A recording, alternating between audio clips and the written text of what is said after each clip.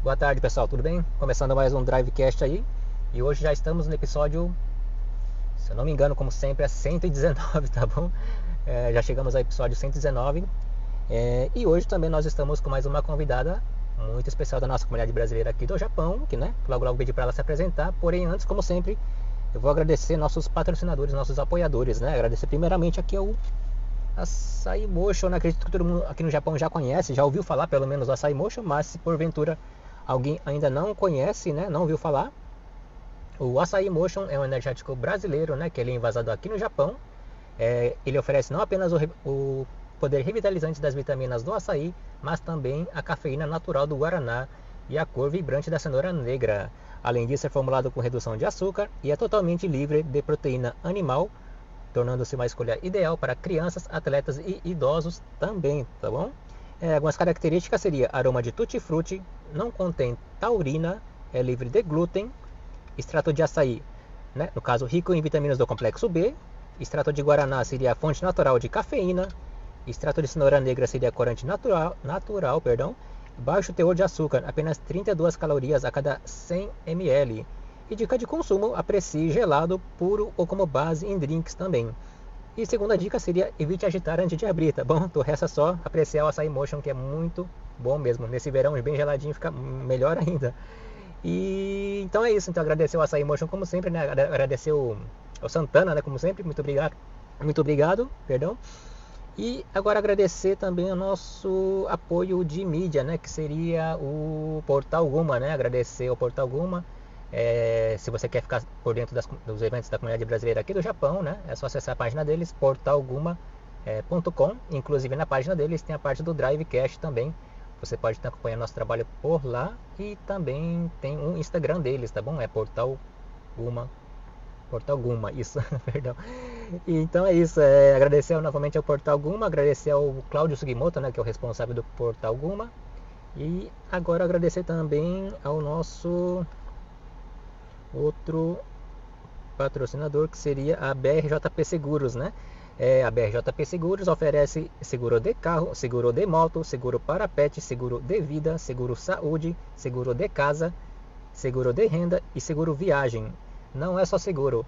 A BRJP Seguros é proteção com propósito. Tá na BRJP, tá seguro, tá bom? Então, muito obrigado aí a BRJP Seguros, né? Agradecer a Yumi-san, que é responsável da BRJP Seguros, lá do escritório de Fukui, né? Então, muito obrigado como sempre. E é isso, eu já agradeci a todo mundo, acredito eu, não espero não estar esquecendo de ninguém. Mas é isso, então, obrigado a todos os patrocinadores, os apoiadores, né? E agora agradecer a nossa convidada de hoje, né? E pedir para ela se apresentar pra gente, né? Por favor. Boa tarde a todos. Meu nome é Kátia, eu sou cabeleireira, cosmetologista e educadora aqui no Japão, já há mais de 20 anos, e hoje eu vim aqui contar um pouquinho da minha história para vocês. Tá ótimo, então. Vamos passear então, Kátia? Vamos. Esse dia um pouquinho quente, né? Muito quente, muito quente. Mas você prefere o calor ou o frio? Frio. Prefere o frio?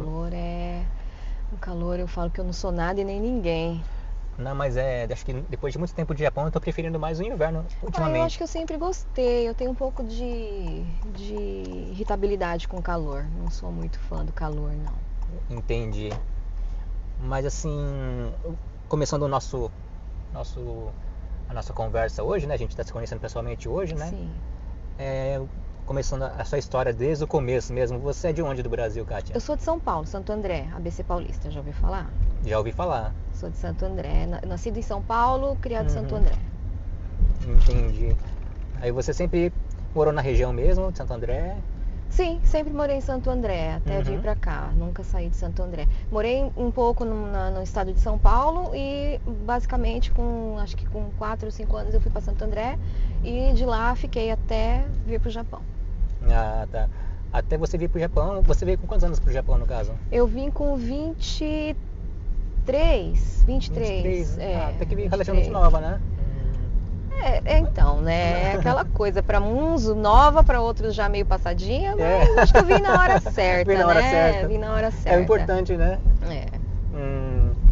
Mas até você vir pro Japão da primeira vez, como é que foi na época da escola? Você relação aos estudos, né? Você terminou o ensino médio, depois você fez faculdade? Isso, não, no Brasil eu terminei o ensino médio, mas eu já, desde cedo, muito cedo, né? Eu já comecei muito nessa parte de cabeleireira, que eu já, desde pequenininha, desde os meus 6 anos, eu já estava dentro do salão. Então eu já basicamente já sabia o que eu queria da minha vida, né? Que era trabalhar com a beleza, trabalhar com o salão, com o cabelo, na parte de estética, tudo relacionado à parte da beleza da mulher, né? E aí eu terminei o colégio, eu fiz alguns cursos, paralelo à cabeleireira, fui modelista, fiz outras coisas, né? Trabalhei como costura, com alta costura, mas mesmo assim a minha vida sempre foi a parte do cabelo. Mas eu terminei apenas o 2º grau no Brasil. Ah, sim. Essa questão, você falou que você cresceu dentro de um salão, né? Você falou. Assim, é que quando eu tinha 6 anos, a minha vizinha, ela tinha um salão de cabeleireira Tá. e ela tinha uns filhos que eram amigos nossos, né? E nessa fase, ela tinha acabado de ter um bebê. E eu sempre gostei de criança, então eu ia no salão dela e ficava brincando com o bebezinho dela. E hoje o bebezinho já tem seus 40 e poucos anos já também, tá com seus 40, sei lá quantos anos eles têm. Ele tá com mais de 40, ele tá. E eu ficava brincando com ele, e aí eu ajudava ela em algumas coisas, coisa de criança, sabe? Varria um salão, dobrava umas coisinhas, e eu fui pegando gosto com isso. Então, além de estar ajudando ela a cuidar do bebê, eu ainda ajudava ela a fazer muitas coisas, organizar esmalte, fazer coisinhas básicas. E ela mesma foi me ajudando e me ensinando, tanto que eu me formei na escola dela. Na escola dela? Na escola dela. Caramba, isso começou com 6 anos e eu me formei com ela aos 15. Entendi. Mas não que eu tenha ficado esse tempo todo dentro do salão. Tá. Eu fiz outras coisas, aí depois parei, depois voltei. E foi idas e vindas, né? Dentro desse salão. Tá. Mas sempre com aquele meu pensamento que era trabalhar com a beleza. Entendi. Então, naturalmente, você também, com você mesmo, você tinha aquela vaidade toda de se cuidar. Sim, sempre fui muito vaidosa. Acho que, nossa, vaidade, eu assim, né? Claro que a gente não pode falar pra quem não é, mas eu acho que a mulher, ela tem que ter vaidade, ela tem que ser vaidosa, né? A mulher, ela tem que, porque se a gente não fizer, quem vai fazer por nós, né? Então a gente tem que ser vaidosa, sim.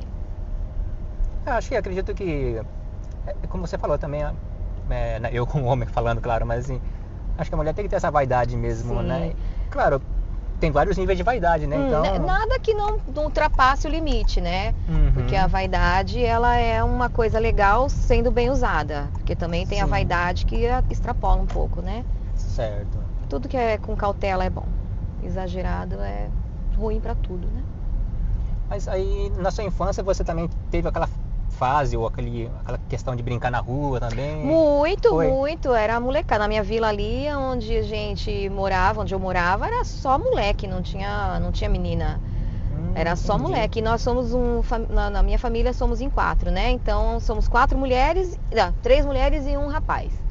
E a gente só brincava com a molecada. Então a vida inteira foi com a molecada, não tinha menina. Então era só molecada. Brincamos muito mesmo. Tivemos, acho que na nossa fase, né, da década de 80, foi a melhor fase da nossa vida. Acho que do mundo inteiro, a década de 80 foi a melhor. Inclusive, a gente estava até falando aqui em off, na verdade, da questão da música também, né? Até perguntei, será que é saudosismo da nossa parte ou realmente não, né? As coisas estão... Não é saudosismo, perdendo não. Um pouco de valor. Tinha qualidade, né? Naquela época, quando se criava coisas, músicas, a cultura, enfim, em si, nessa época, era uma coisa mais de qualidade. Hoje é uma mídia. Antigamente era qualidade, então isso mudou muito, né? Hoje você faz 2 negocinhos lá com a música, papapum, já vira hit. E antigamente não era assim, antigamente existia muito o pensamento, a inteligência, concordância, todas essas coisas no meio da música, né? Acho que é por isso que era legal. É verdade, realmente. E hoje já não é tanto assim. Hoje... Existe algumas coisas assim da atualidade, assim, legais, né? Mas digamos que não chega nem a 1/10 do que era antigamente. Hoje em dia eu particularmente eu digo que a música tem validade, né? Tem. É que nem essa que você comentou assim, as músicas das dancinhas, né? Tudo mais, né? Logo passa, né? Na verdade. Tem um prazo. Eu não gosto da música. Eu nem procuro conhecer coisas novas. Eu sou meio assim, relutante com essas coisas, né? Por quê? Primeiro porque eu não quero perder meu tempo. E segundo porque eu acho que cada vez que a gente conhece mais coisas horríveis, a gente se decepciona mais, né? Então, eu prefiro continuar com as minhas músicas mais antigas, as minhas músicas que eu tenho certeza que eram boas pra mim, do que ficar conhecendo coisas novas. Eu sou meio relutante pra isso, sim. Sim. Inclusive essa questão da música, a gente tá falando de música no caso, mas tipo, até tem uma frase que fala assim que a coisa mais próxima que o ser humano criou chega perto de uma máquina do tempo é a música, né? A música. A música, ela, realmente... na verdade, Marcela, a música ela nos leva a para todo lugar. Assim, ela te traz tanta recordação que você escuta uma musiquinha, você automaticamente já se recorda daquele momento que você viveu aquilo, né? Então isso é mágico, isso é fantástico. Eu sou bem apaixonada pela música e por esse tipo de música e por tudo que ela representa. Sim. Mas depois você terminou o ensino segundo grau na época, no caso, né? Isso. Hoje em dia é o ensino médio, né, que o pessoal fala. E depois disso, como que foi o processo, assim, o que você fez depois do ensino médio? Então, bom, eu sempre trabalhei muito, né? Então, eu conciliava estudo com trabalho, era sempre assim, né? Estudo, trabalho, a gente não tinha muito tempo, não. Então, eu sempre trabalhei muito de final de semana, trabalhava em salão. E nessa época que eu terminei meus estudos, eu vinha de um relacionamento já de um longo relacionamento, né? Que eu comecei o meu primeiro relacionamento muito nova, com quase 15 anos. E aí eu tive um relacionamento de 11 anos com essa pessoa e eu casei com ele, né? E depois que eu terminei os estudos, eu fui trabalhar. Continuei trabalhando e até que nós compramos um pet shop. Nada a ver, né? Pet shop? Pet shop. Aí nós ficamos uns 3, 4 anos trabalhando com pet shop e eu só vivia naquilo lá, sabe? Cuidando dos bichinhos, trabalhando em cima das rações. Então nessa fase depois que eu terminei o segundo grau, eu não fiz muita coisa, porque a gente trabalhava todos os dias. Todo dia. E meu ex-marido, ele era músico, né? Então a gente viajava muito quando a gente estava no pet shop, a gente viajava muito para tocar. A gente tocava em festas de motoclube. Ele tinha uma banda paralela a essa daí, que ele viajava o Brasil inteiro, que é uma banda bem famosa. Então, fora isso, a gente trabalhando e saindo para tocar à noite de finais de semana. Inclusive você comentou também em off, né, que a gente tá conversando, que você é vocalista também, né? Isso. Desde pequena, eu acho que tudo que eu faço hoje, eu já vi enraizada, porque desde pequena eu fazia isso. Quando eu tinha meus 6 anos também, eu já participava de karaokê no Japão. A gente participava no Dodiman, não sei se já ouviu falar. Sim. Né, lá no Brasil, que eu fui bastante, assim, assídua. Eu participava de muitos e ganhava muitas medalhas, muitos troféus. E eu participava dessa parte da cultura japonesa também. Entendi. Mas... já vem de cedo, né? Essa parte da música também. Era questão dos seus pais, dos seus avós? Meus pais, né? São meus pais, na parte mais da minha mãe, que minha mãe é japonesa. Aí tinha o irmão dela, que é meu tio, que é falecido já tem uns 3 anos. E ele também, ele era bem, assim, assíduo na parte do karaokê. E ele que me levava, eu era pequenininha, eu lembro que eu entrava no carro dele, não podia nessa época, mas como a gente representava um karaokê na cidade de São Mateus, então ele me colocava no carro, a gente entrava meio que escondidinho para que eu pudesse treinar. Aí eu ficava treinando, cantar, porque eu representava o karaokê dele, né? Legal. Aí quando chegava no dia da apresentação, aí a gente levava lá, representando o karaokê. E todos os troféus ficavam no karaokê. Era bem legal, é uma fase muito boa da minha vida. Então, se você teve essa relação com o seu avô, acredito que você tenha muita influência de Enka também, né? É com meu tio, né? Meu avô, ele foi falecido bem antes de eu nascer. Sim, bastante. Meu tio, ele era assim, bem temido lá em São Paulo, porque ele ganhava todas. Ele era bem temido. Então eu chegava e falava assim, olha, quem é aquele japonês, aquele baixinho lá que canta. Eu lembro como se ele cantava uma música que chama Michinoko Hitori Tabi. Já ouviu falar dessa música? Acho que não. Né? Ela é uma música enca, mas ela é muito forte, assim, ela é bem representativa. E ele cantava essa música e quando o pessoal via, porque tinha um livrinho lá no karaokê, que quem cantava, qual que era a categoria dele era a categoria especial. E aí ele cantava, chegava pra cantar, o pessoal falava, já perdi, ele já nem queria participar, mas eu falava, vou participar só pra ganhar um pacote de arroz, porque quem participava ganhava um pacote de arroz naquela época que chamava aquele pacote, era Momide ou Minoro, ó, me lembro como se fosse hoje. É verdade. E aí o pessoal trabalhava, cantava lá no karaokê, participava só pra ganhar o arroz. Se fosse hoje em dia, valer ouro, né? Porque, ouro, né? Ouro. Tá caro arroz. E até um pouco tempo antes dele falecer, ele faleceu de Covid, inclusive, e eu recebi um vídeo da minha prima, ele se apresentando, cantando uma outra música, e sabe, é triste falar sobre isso, mas ele era muito bom, muito bom. Então eu já vi dessa influência dele, né? E aí eu participava dos karaokês, cantava em festa de casamento, olha só. Caramba, que legal. Ai, gente, era cada vergonha, mas foi legal, foi legal. E a parte de instrumento você toca violão? Eu toco violão, toco assim, eu acho que como eu sou vocalista, eu acho que a gente tem que ter um instrumento para acompanhar, porque a gente tem afinação, então quando a gente dá nota, a gente procura afinar, então eu procuro, não que eu seja expert em tocar violão, mas assim, quando eu quero cantar uma música e eu quero fazer uma apresentação, aí eu arranho o violão. Mas assim, não é aquela coisa assim, a Kátia toca violão. Eu arranho o violão. É mais ou menos isso. Dá pra se virar. Entendo. É tipo assim, a gente passa aquela vergonhinha básica, mas tá bom. Mas então aí... Bom, aí você tava falando da questão do pet shop, né? Que você e seu ex-marido tinham um pet shop. Aí após isso, que você foi o processo de vir pro Japão? Isso. Aí a minha irmã já estava aqui no Japão, né? Ela já fazia uns 3 anos que estava aqui no Japão. Aí ela voltou pro Brasil. E nisso que ela voltou, eu senti que tá me faltando alguma coisa, sabe? Porque no Brasil a gente tem muita coisa que a gente pode fazer, muita coisa mesmo. Mas eu sentia que eu tinha que fazer, sabe quando alguma coisa te chama? Eu falei, algo tá me chamando, eu preciso ver o que é. E eu sempre fui relutante mesmo. Falei assim, eu não quero Japão não sei o quê, pra que vai pro Japão? E de repente, de uma hora pra outra, eu senti que eu tinha que vir pro Japão. E foi onde eu arrumei todos os papéis pra vir pra cá, saiu em menos de 15 dias, as papeladas. E aí eu peguei minha irmã e falei, Karen, vou pro Japão. Você vai? Eu falei, vou. Ela falou, então eu vou com você. Aí nós voltamos. Ela voltou e eu vim junto. Depois disso, nunca mais voltei pro Brasil assim pra morar, né? Sempre aqui, há 23 anos aqui. Em relação à questão da língua, você como tinha participado de karaokê e tudo mais, o Nihongo pra você não era problema? Ou como que era o nível assim? Marcelo, a minha mãe, ela é falecida também, vai fazer 2 anos que ela faleceu. A minha mãe, ela era tradutora no Brasil. Né? Então, como a gente veio, eu fui batizada numa religião budista no Brasil, por causa da minha mãe, por causa da família da minha mãe. E eles só falavam Nihongo.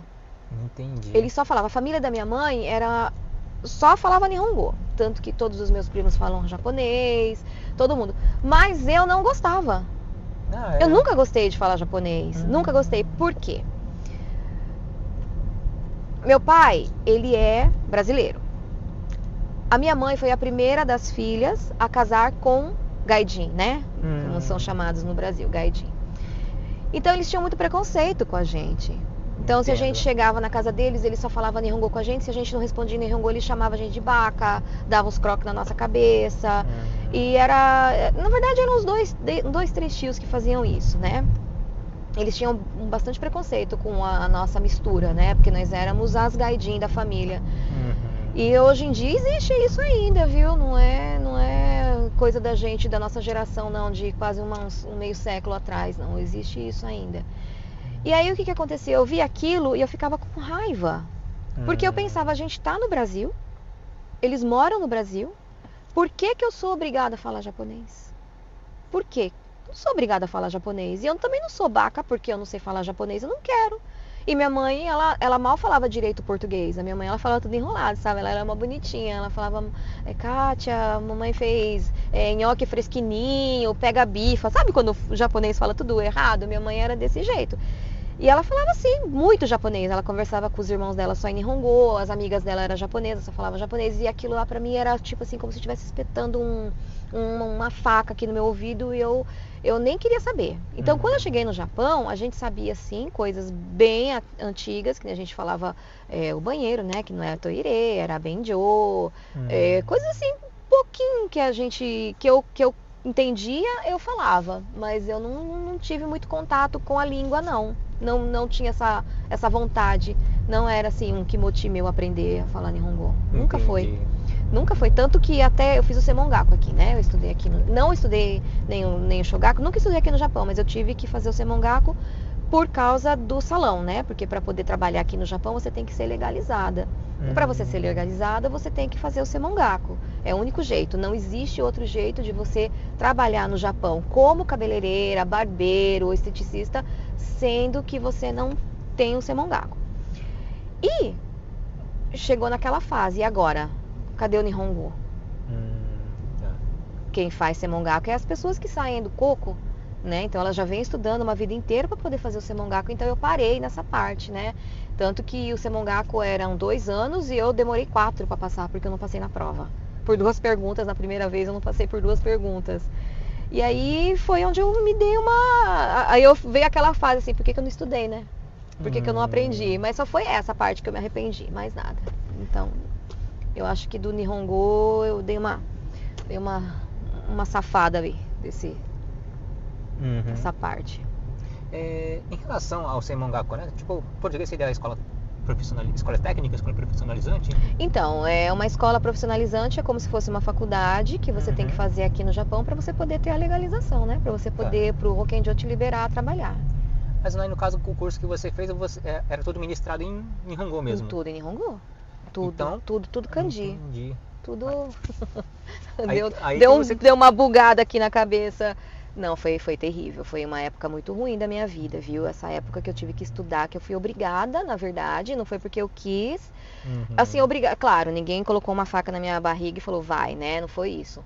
Mas é que como eu já tinha o meu salão montado, e eu não sabia que eu precisava ter esse tipo de certificado para poder ser legalizada, eu montei o meu salão. Foi um investimento alto, e eu já tinha muitos clientes. Então, quando o Hokenjo bateu no meu salão, porque foram de várias denúncias, quando eles falaram para mim, você não pode trabalhar, você tem que ter o Menkyo do Japão, eu vou ter que dar torikeshi no seu salão. E aí eu falei, eu não entendia nada, porque antigamente, quando eu comecei a trabalhar com salão aqui no Japão, eu já trabalhava por uma japonesa, né? Eu trabalhava no salão de uma japonesa e ela nunca tinha me pedido o Menkyo daqui.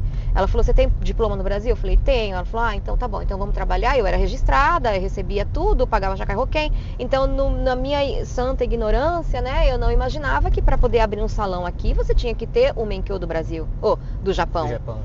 E foi aonde eu tive que ir para a faculdade, né? Eu tive que fazer o Semongaku para poder legalizar. Aí foram 4 anos cravados de estudo para poder passar no exame do governo japonês, para poder ter a minha licença.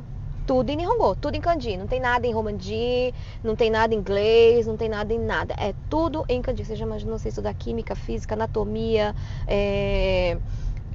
saúde, tudo que você imagina em kanji, tudo. Muitos termos técnicos também, né? Essa termos questão, técnicos, né? Amigo, olha, sério.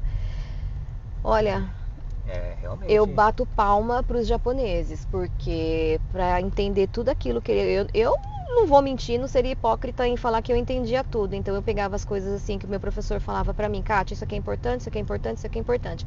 Então eu fui estudando aquilo que ele falava que era importante. Muitas coisas de leis, né? As leis que ele falava assim, que é importante, né? Que você não pode deixar de ler nada. E também a parte de assistência do Japão, coisas assim que ele falava, isso aqui é importante, porque são 11 livros que você tem que estudar. Então, desses 11 livros, cada um representa uma matéria. Aí você imagina, eu que nunca estudei no Japão, não sabia nem o que era nada de nada, você vai ler um kanji, eu só sabia o kanji do meu nome e e algumas coisinhas, sabe? Segunda, terça, quarta.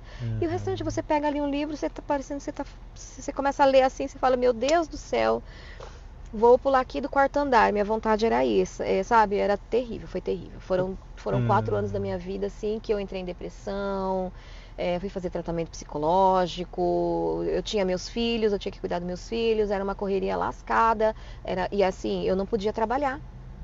Só que eu tinha que pagar a faculdade, porque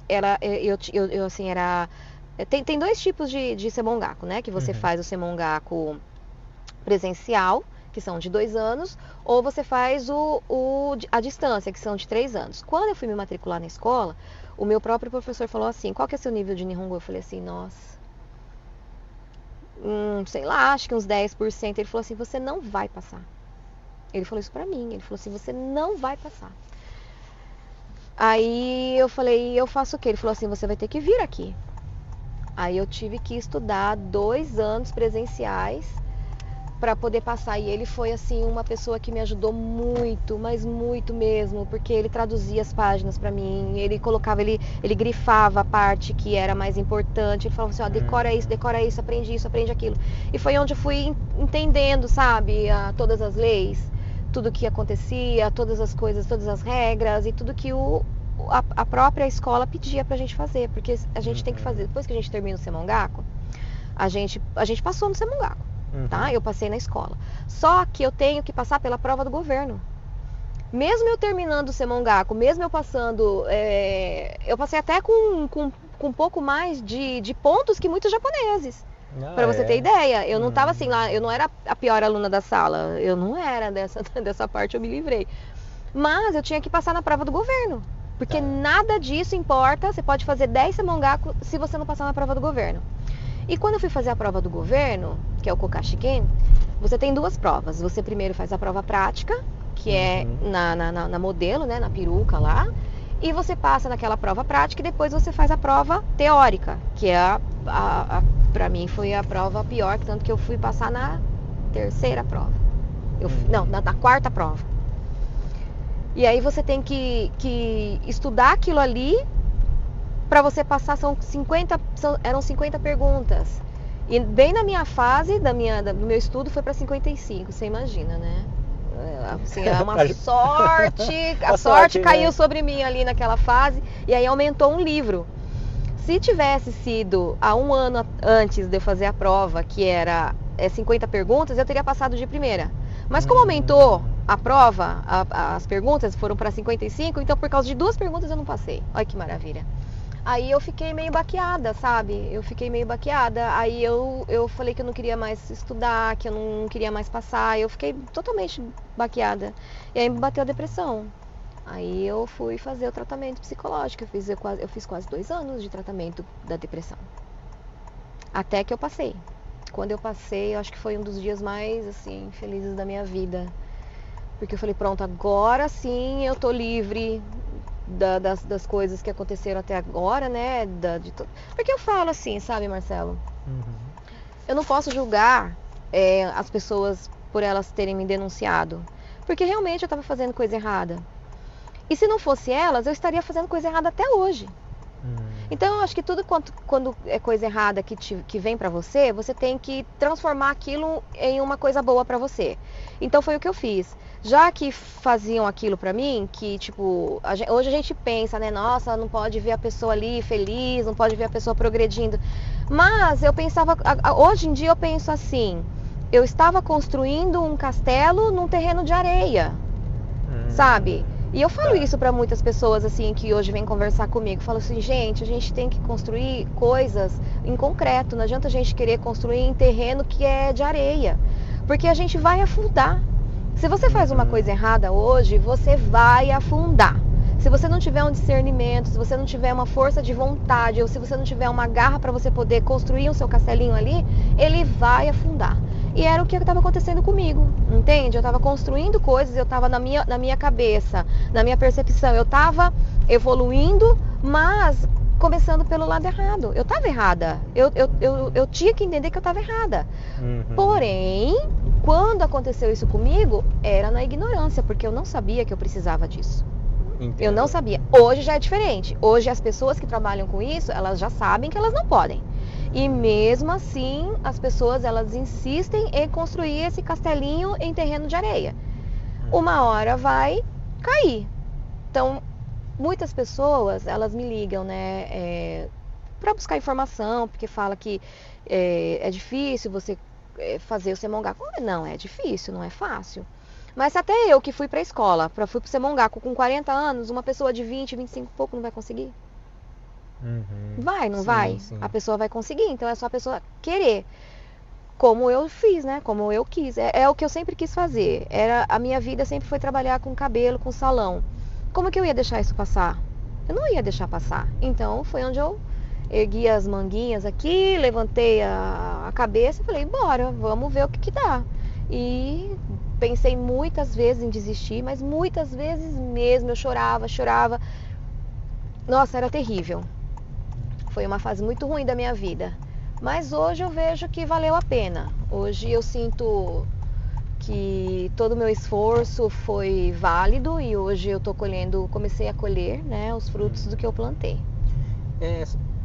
Em relação ao início do processo de você começar a fazer o Semongaku, até você passou pela fase de depressão, depois, né, você voltou, né, se curou, vamos assim dizer, e terminou o curso, no caso, né? Sim, terminei. Quanto tempo durou todo esse processo? 4 anos. 4 anos? 4 anos. Ah, tá, entendi. 4 anos do que eu comecei, né? Durou 4 anos. Porém, aqui no Japão, são muitas regras, muitas leis. E se você não seguir, eu até brinco com o meu professor, né? Que eu sempre falo com ele. Eu falo assim, eu era muito mais eficiente quando eu era ilegal do que agora que eu sou legal. Que eu tô legalizada. Por quê? Você não pode fazer nada fora da lei. Que nem eu trabalho sozinha. Eu não trabalho sozinha porque eu quero trabalhar sozinha. Eu trabalho sozinha porque pela lei japonesa eu tenho que ter 3 anos de estágio. Eu teria que estar fazendo 3 anos num salão, mas como eu tenho o meu, eu não faço. Porém, para que eu possa ter funcionário, para que eu possa ter staff, né? Hoje em dia no Brasil a gente fala colaboradores, né? Aqui no Japão a gente fala staff. Para que eu possa ter colaboradores, o que eu tenho que fazer? Eu tenho que esperar esses 3 anos. Depois que passar esses 3 anos, que graças a Deus vai terminar agora no comecinho do ano, em fevereiro, eu vou ter que fazer mais um curso, olha só, para ser a empregadora, para poder contratar pessoas. Então eu falo assim, faz tanto tempo, olha, nesse meio tempo, de 4 anos até agora, já são quase 8 anos que eu tô trabalhando, que eu tô nessa luta. Mas eu sei, Marcelo, que quando acabar isso daí, sabe, eu acho que eu vou estar mais tranquila. Aí sim eu vou conseguir respirar, porque aí eu vou ter funcionários, aí eu vou ter pessoas que podem trabalhar junto comigo e vou estar dentro da lei, né? Que é o que eu consigo colocar a cabeça no travesseiro e dormir. É um processo, né? É um processo. Né? É por isso que você sabia que o Semongaku, quando termina, depois de 6 meses você recebe o seu certificado, né? Que você pode estar trabalhando, né? Você vai trabalhar em um salão porque você tem que fazer o estágio. Tem muitos japoneses que não vão. Mesmo eles terminando, mesmo eles passando na prova, eles não vão buscar o certificado. Porque quando a gente entra no Semongaku, a gente não sabe o que vai acontecer depois. Então a gente entra pensando numa coisa e no meio a gente vai descobrindo. A gente vai descobrindo o que vai acontecendo depois. E aí o pessoal fala assim, meu Deus, eu estudei tudo isso e agora eu vou ter que fazer mais 4 anos de estágio.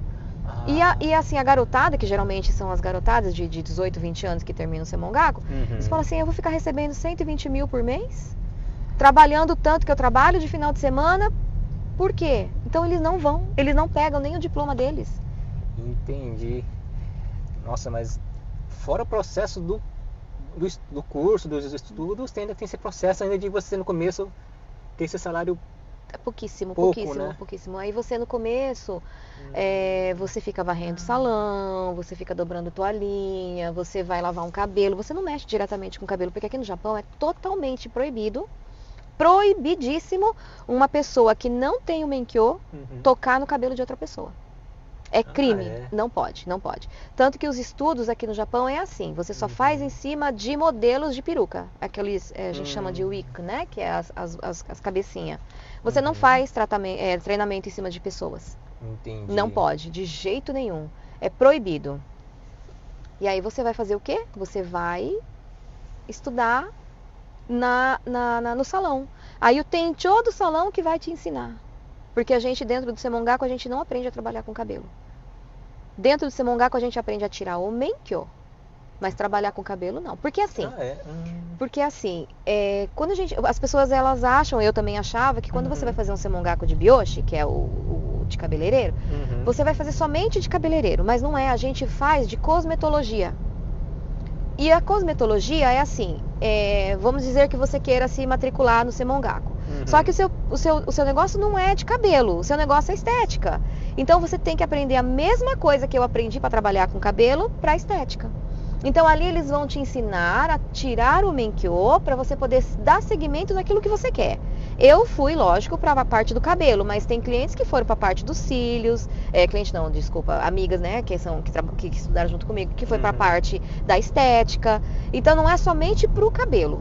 Entendi. Você se forma cosmetologista, palavra difícil. Tá. Né? Então esse é o segmento. Você aprende a tirar o menkyo e depois que você tira o menkyo, aí você vai dar seguimento naquilo que você quer. Entendi. É bem abstrato, é bem difícil mesmo. Mas é uma coisa que se você faz, não é barato. Eu paguei em torno de 2 milhões e pouco. Você fala isso curso, mas... O curso. Para você poder ir pro salão, você tem que pagar isso daí. Para você poder ir pra escola, é isso daí que você paga. Só que eles dividem, tá? Tipo, você dá uma entrada, que eu dei uma entrada, e aí você vai fazendo os barai, né? Faz o barai, pelo menos na escola que eu fui, eu fiz o barai, como que fala em português? Pagamento?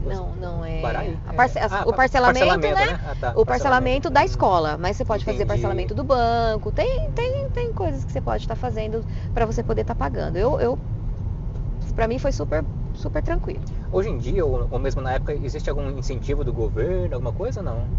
Em relação para você estar fazendo curso ou não? Não. Não tem Incentivo do governo eu não tive nada, não. Tá. Pelo menos pra mim, porque, como eu falei, na minha situação, é uma situação diferente. Eu sou uma mulher que estava trabalhando, que não tenho estudo nenhum aqui, que foi fazer o Semongaku. Então o meu foi tipo assim, particular mesmo, particular. Entendi, tá. Agora se tem, eu desconheço. Eu sei que pros jovens tem, né? O governo não, eles fazem um empréstimo no banco e aí eles terminam de fazer o Semongaku. Quando eles terminam de fazer o Semongaku, aí que eles vão começar a pagar. Parece que é isso. Enquanto eles não passam, eles pagam assim tipo 2 mil por mês, 3 mil por mês, é bem pouquinho. Então eu acho que isso aí já é um incentivo, né? Pra quem não tem dinheiro. Nossa, Kátia, eu tô aqui conversando com você, ouvindo você falar assim, mas tô achando muito interessante o assunto, sabe? Tanta coisa que eu quero perguntar que eu nem sei por onde começar, porém...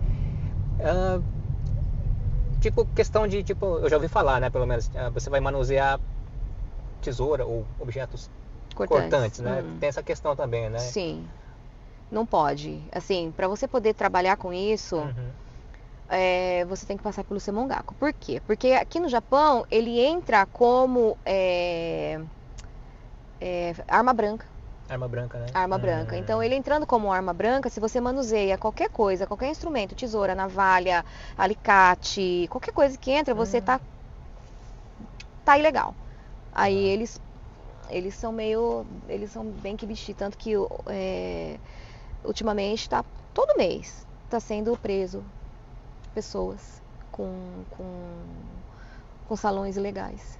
Todo mês aparece pessoas ilegais, né? Todo mês a polícia tá prendendo. Porque antigamente, eu falo isso com propriedade porque isso daí vem do próprio Rokenjo, né? O Rokenjo mesmo, eles mandam carta pra gente, eles vão notificando a gente de várias coisas. Porque tudo que você vai fazer, se eu for fazer uma mudança no meu salão, eu tenho que ir ao Rokenjo. Eu tenho que notificar o Rokenjo. Se eu colocar um espelho a mais, eu tenho que notificar o Rokenjo. Então eles mandam essas regras pra gente, tudo que vai mudar, né? Tudo que muda. E aí essas últimas regras é relacionado a isso, que está aumentando demais o fluxo de cabeleireiros, barbeiros ilegais aqui no Japão. E aí a regra deles estão sendo mais rígidas. Entendo. Eles estão com mais rigidez. E muitas pessoas acham que... É que assim, brasileiro tem um costume de culpar o outro pelo seu erro, né? Eu era uma dessa, né? Então eu não posso afirmar que todas as 18 vezes que eu fui denunciada, né? Então eu não posso culpar uma pessoa que falou que me denunciou. O Rock and Joe, ele falou que tem acesso a todas as redes sociais. Se você for no Rock and Joe da sua cidade, qualquer lugar, você vai ver computadores ligados às redes sociais. E muitas vezes eu aconselhei as pessoas que estão no meu convívio, pessoas que até vêm me procurar, porque são muitas pessoas que vêm me procurar, quando acontece de serem denunciadas ou quando tem alguma dúvida, elas me procuram, entram em contato comigo e eu falo para essas pessoas, gente, quando vocês forem fazer uma coisa que é ilegal e vocês sabem que é ilegal, não postem nada nas redes sociais. É um conselho que eu dou para eles, porque o Rock and Joe tem acesso a isso. E ele tendo acesso a isso, ele vai chegar no seu local, se você estiver fazendo coisa errada, ele vai chegar lá com toda a propriedade e eles vão falar assim para você, olha, fulano, você tá fazendo isso. E se a pessoa falar que não fez, eles tiram uma pasta, foi o que aconteceu comigo, eles tiraram uma pasta nessa grossura assim, ó, e eles mostraram foto de gente entrando, foto de gente saindo, coisa que tinha dentro do meu salão, datas, horas, você não tem como negar. Entendo. Quando eles chegarem no seu salão, ou na barbearia, ou qualquer lugar, você não tem como negar. Eles chegam com tudo explicado. Eu falei assim, gente, até as cadeiras que eu tinha acabado de comprar, eles já tinham foto. Mas aqui no Japão é assim mesmo, eles só vêm com você quando eles têm prova. Eles não vêm só assim quando pra tem tirar prova. dúvida nem Exato. nada, né? Mas é que muitas pessoas acham que estão sendo denunciadas. E elas não estão sendo denunciadas, elas estão se denunciando porque postam na internet, postam nas redes sociais. E aí como que eles vão negar? Entendo. Mesmo eu querendo negar e falando que não, falar, eu corto o cabelo do meu filho, corto o cabelo do vizinho, corto o cabelo da minha prima, ele falou, isso aqui é o quê? Isso aqui é o quê? Ele chega assim, você não tem nem o que falar, você não pode chegar e falar assim, é mentira, porque tá dentro da sua casa. Então foi numa dessas que eu aprendi, sabe, o que a gente tem que fazer. Aí tanto nesse tempo todo que eu tava no Semongaku, eu não postava foto dos meus trabalhos, não postava nada, mesmo continuando a trabalhar. Por quê? Porque o meu professor falou assim, quando você tá no Semongaku, você pode estar trabalhando, mas falando que você tá fazendo estágio. Então eu continuava trabalhando com a liberação do meu professor. Tá. Porque aí ele entrava como se eu estivesse fazendo o Semongaku, né? O estágio. Entendi. Então eu continuei trabalhando, senão eu não conseguia nem pagar a minha faculdade, né? Foi numa Nossa, dessas. mas... É difícil, é difícil. Você está falando de valores e do curso e depois o salário que você ganha inicialmente como ajudante, ali, né? É realmente a pessoa para seguir essa área mesmo tem que querer muito mesmo e gostar muito e querer muito mesmo, né? Tem que ter muita força de vontade, viu? Tem que ter muita. Mas é eu que eu volto a falar. Se eu, como uma mulher que já tinha mais de 40 anos, consegui, você acha que essa garotada não consegue?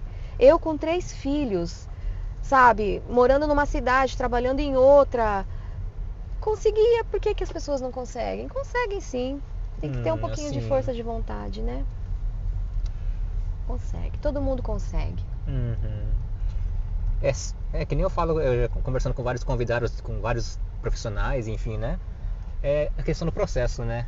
A gente aguentar o processo, né? O processo é lento, o processo é doloroso, o processo é complicado, mas é o único processo. Eu vejo muita gente hoje, Marcelo, falando assim, olha, vem trabalhar, que dá certo, Não dá certo. Não tem nenhuma maneira paralela de você conseguir tirar o Menkyo, trabalhar legalizado se não for no Semongaku. Não existe. Entendi. E eu aconselho também as pessoas que estão querendo entrar nesse ramo, as pessoas que querem trabalhar com isso, antes de qualquer coisa, antes de fazer qualquer curso, antes de montar o seu salão ou sua barbearia, ir no Rock and Joe da sua cidade. Para se informar. Porque o que eu fico assim triste hoje em dia, eu sou educadora. Eu tenho a minha escola. Mas eu parei de dar curso aqui, por quê? Porque mesmo você falando para as pessoas, olha, você não pode exercer aqui no Japão, as pessoas abriam seu salão. Mesmo você falando, não pode. Eu dou curso, sim, eu dou diploma do Brasil para a pessoa que vai voltar para o Brasil. Entendi. Para a pessoa que tem o interesse de se profissionalizar verdadeiramente no Brasil. Aqui no Japão não pode. Aqui no Japão, se eu estiver fazendo isso para a pessoa e a pessoa abrir o salão, eu vou estar como eu vou dizer, eu vou estar sentindo que eu estou enganando a pessoa. E eu não quero enganar. Uma coisa assim é você trabalhar porque você precisa. Uma coisa é você dar curso para a pessoa, incitando a pessoa a abrir o salão falando que pode e não pode. Não pode. Aqui no Japão não pode. Aí, digamos assim, Marcelo, o salário de um homem aqui no Japão ainda continua maior do que da mulher. Concorda? Algumas fábricas, elas, deixaram o salário da mulher e do homem iguais. Mas algumas fábricas são menores. Por quê? A mulher, ela trabalha em fábrica pequena, ela tem que cuidar do filho, então o salário da mulher é sempre menor. A mulher consegue, com muito sacrifício, guardar um seu dinheirinho. Aí ela vai, no intuito de querer melhorar um pouco de vida, ela vai fazer um curso. Um curso de cabeleireiro, um curso de barbearia, um curso de manicure. Ela vai investir naquilo. Então ela vai pegar todo o dinheirinho que ela tem, que ela guardou, ela vai investir naquilo ali para ela poder montar o seu salão. Sabendo que não pode. Sabendo que se o Rokenjo for lá, ele dá toriqueche, ele pega tudo. E o Rokenjo ainda não é o perigoso é a polícia, porque a polícia ela apreende tudo. Ela pega tudo que tem dentro do seu local. Teve uma moça que trabalhava aqui em Toyohashi, que ela tinha uma estética. Ela foi denunciada para a polícia. Aí a polícia entrou no salão dela, na estética dela, pegou tudo que ela tinha, pegou. Ela teve que eles fizeram um boletim de ocorrência contra ela. Inclusive ela foi no salão até perguntar para mim o que eu podia fazer. Muita gente pergunta o que posso fazer, mas a única coisa que eu posso fazer é orientar a pessoa e procurar um semongaku. Mais do que isso eu não tenho o que fazer, né? Então ela perdeu tudo, porque ela foi denunciada pela polícia. E tem uma coisa também. Se você tem intenção de fazer o semongaku e nesse meio tempo você for pego pela polícia ou pelo Rokenjo, mesmo que você termine o semongaku, você não pega o menkyo, porque você já tem uma infração. Entendi. Infelizmente, é assim, eu falo assim, as leis do Japão me deixam louca, me deixam doida. Porque mesmo que você faça, mesmo que você passe na prova, quando eles forem te entregar o seu menkyo, eles falam assim, você não vai receber o menkyo porque você teve uma infração. E eu fico com dó, porque eu falo, gente, não faça nada para te prejudicar, porque se você tem intenção de fazer o semongaku e a polícia te pegar, você não consegue tirar o menkyo. Tá. Essa questão você falou torikeshi, né? Por parte do Rokenjo, sim, né? Sim, por parte do Rokenjo, as penalidades que a pessoa, que porventura, né? Que esteja trabalhando ilegalmente, ilegalmente não, qual é o termo? Seria ilegalmente. Ilegal. Enfim. Seria essa questão do torikeshi mesmo, né? Não, tem outras penalidades? Tem sim. O que seria no caso? Uma das primeiras matérias que a gente estuda na escola é sobre essas leis, né? Se uma pessoa que está trabalhando ilegal, o Rokenjo chegar lá, no primeiro lugar ele dá um aviso. Ele fala, olha, você não pode trabalhar, você tem que parar com isso. Se você for denunciada mais uma vez, eles te dão uma multa de 300 mil. Antigamente, era só o cabeleireiro que recebia a multa de 300 mil. Depois de abril para cá, fez um ano agora em abril, criaram-se uma nova lei que quem estiver dentro do salão, se você está cortando cabelo comigo e eu sou ilegal, eu não sou legalizada, o Rokenjo chega lá, ele me dá uma multa ele te dá uma multa de 300 mil e me dá uma multa de 700. Dá para o cliente também? Para o cliente também. Dá para o cliente também. Mas assim, essa lei parte do pressuposto que o cliente que está cortando com essa pessoa sabe que a pessoa profissional não tem a licença, vamos falar assim.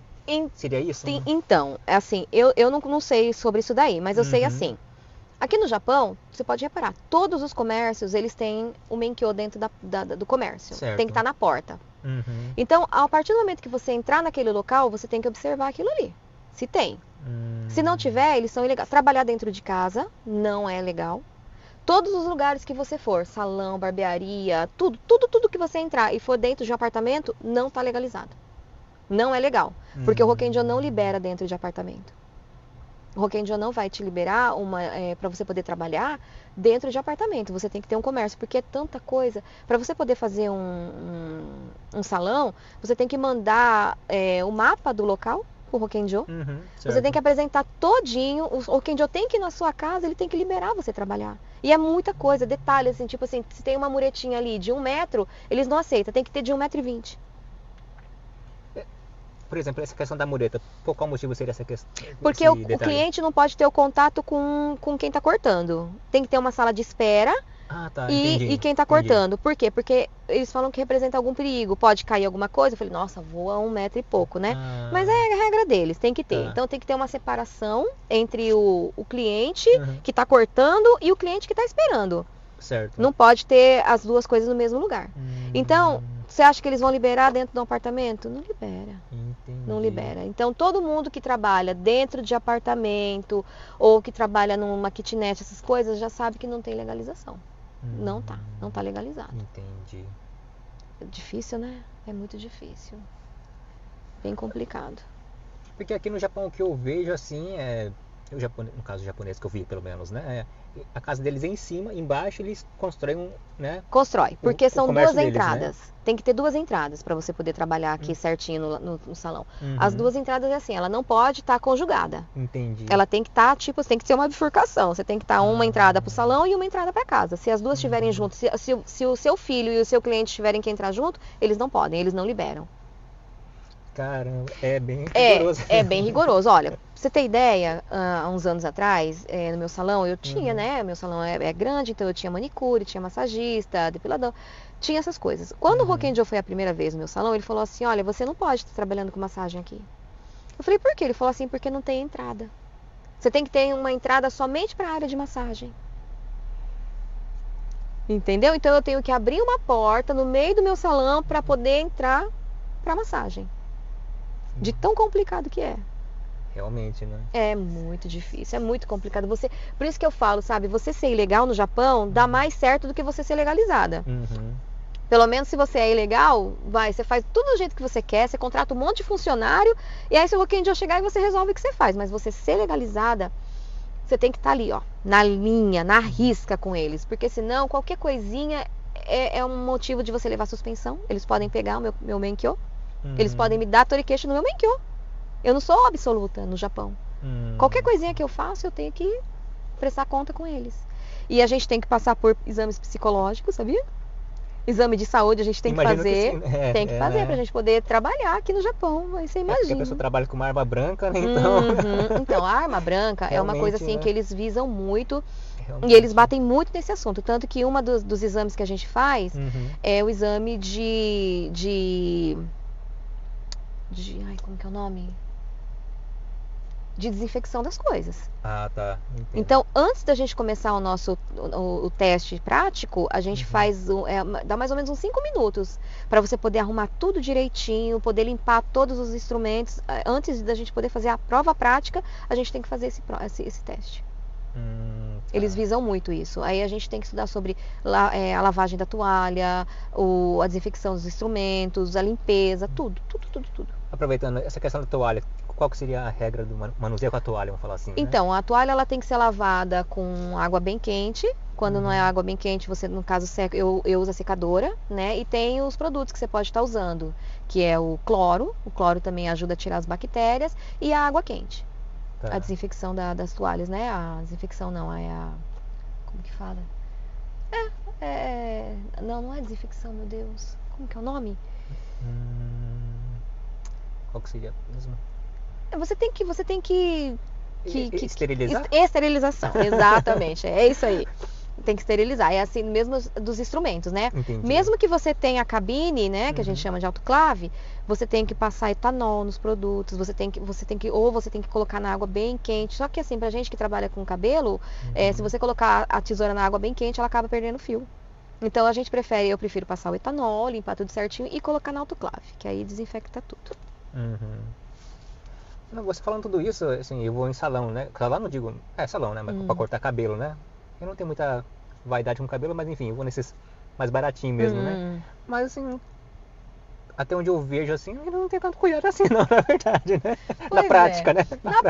Na prática a gente, eu procuro manter, porque quando eu tava estudando, eles mandam, assim, a gente estuda também a parte da saúde, né?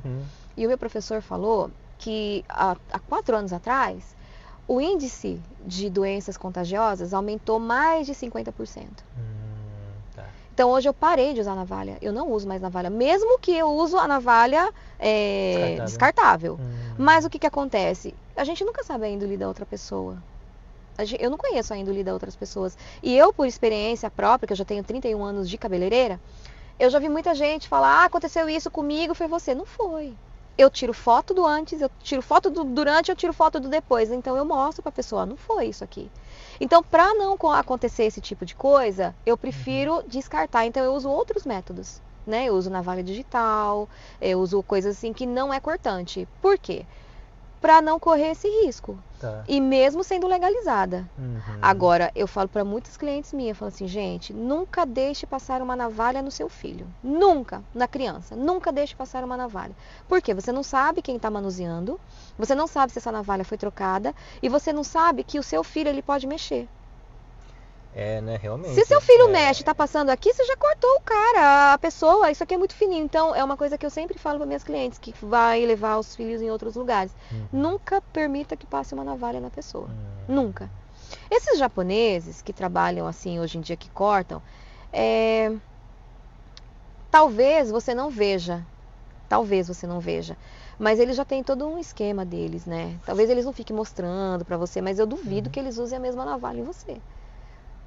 Ah, entendi. Tá. Sabe? Eu duvido que eles usam a mesma navalha, porque eles mesmos sabem que se eu fizer isso, acontecer alguma coisa, a única coisa que dá processo no Japão é você machucar alguém. Olha, sabe que você falando isso, uma pessoa já me cortou com uma navalha. Sério? É a Bunai, né? Você já imaginou se você tá ali e a pessoa não fez a asepsia correta do instrumento? Mesmo que você troque a lâmina, no aparelho ainda tem. Ainda qualquer coisa que você rele na sua mão, você contagia.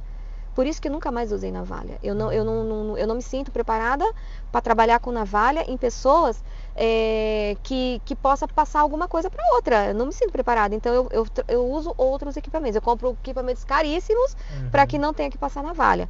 Por quê? Você pode passar uma doença para uma pessoa. Você pode matar a pessoa ali. Você pode estar trazendo, sei lá, um HIV, sei lá, qualquer coisa. E eu morro de medo disso. Inclusive na época até não foi por causa disso, necessariamente por causa disso, mas eu fiz vários exames também, graças a Deus não deu nada, mas... Então é muito perigoso. É muito perigoso. E hoje se normalizou isso, sabia? E eu fico muito triste com isso, porque uma profissão tão legal quanto da gente, que a gente já vem estudando há muitos anos, hoje em dia você faz um curso de 3 meses e já está cortando cabelo. Tá. A questão da navalha digital, o que seria? Como que seria no caso?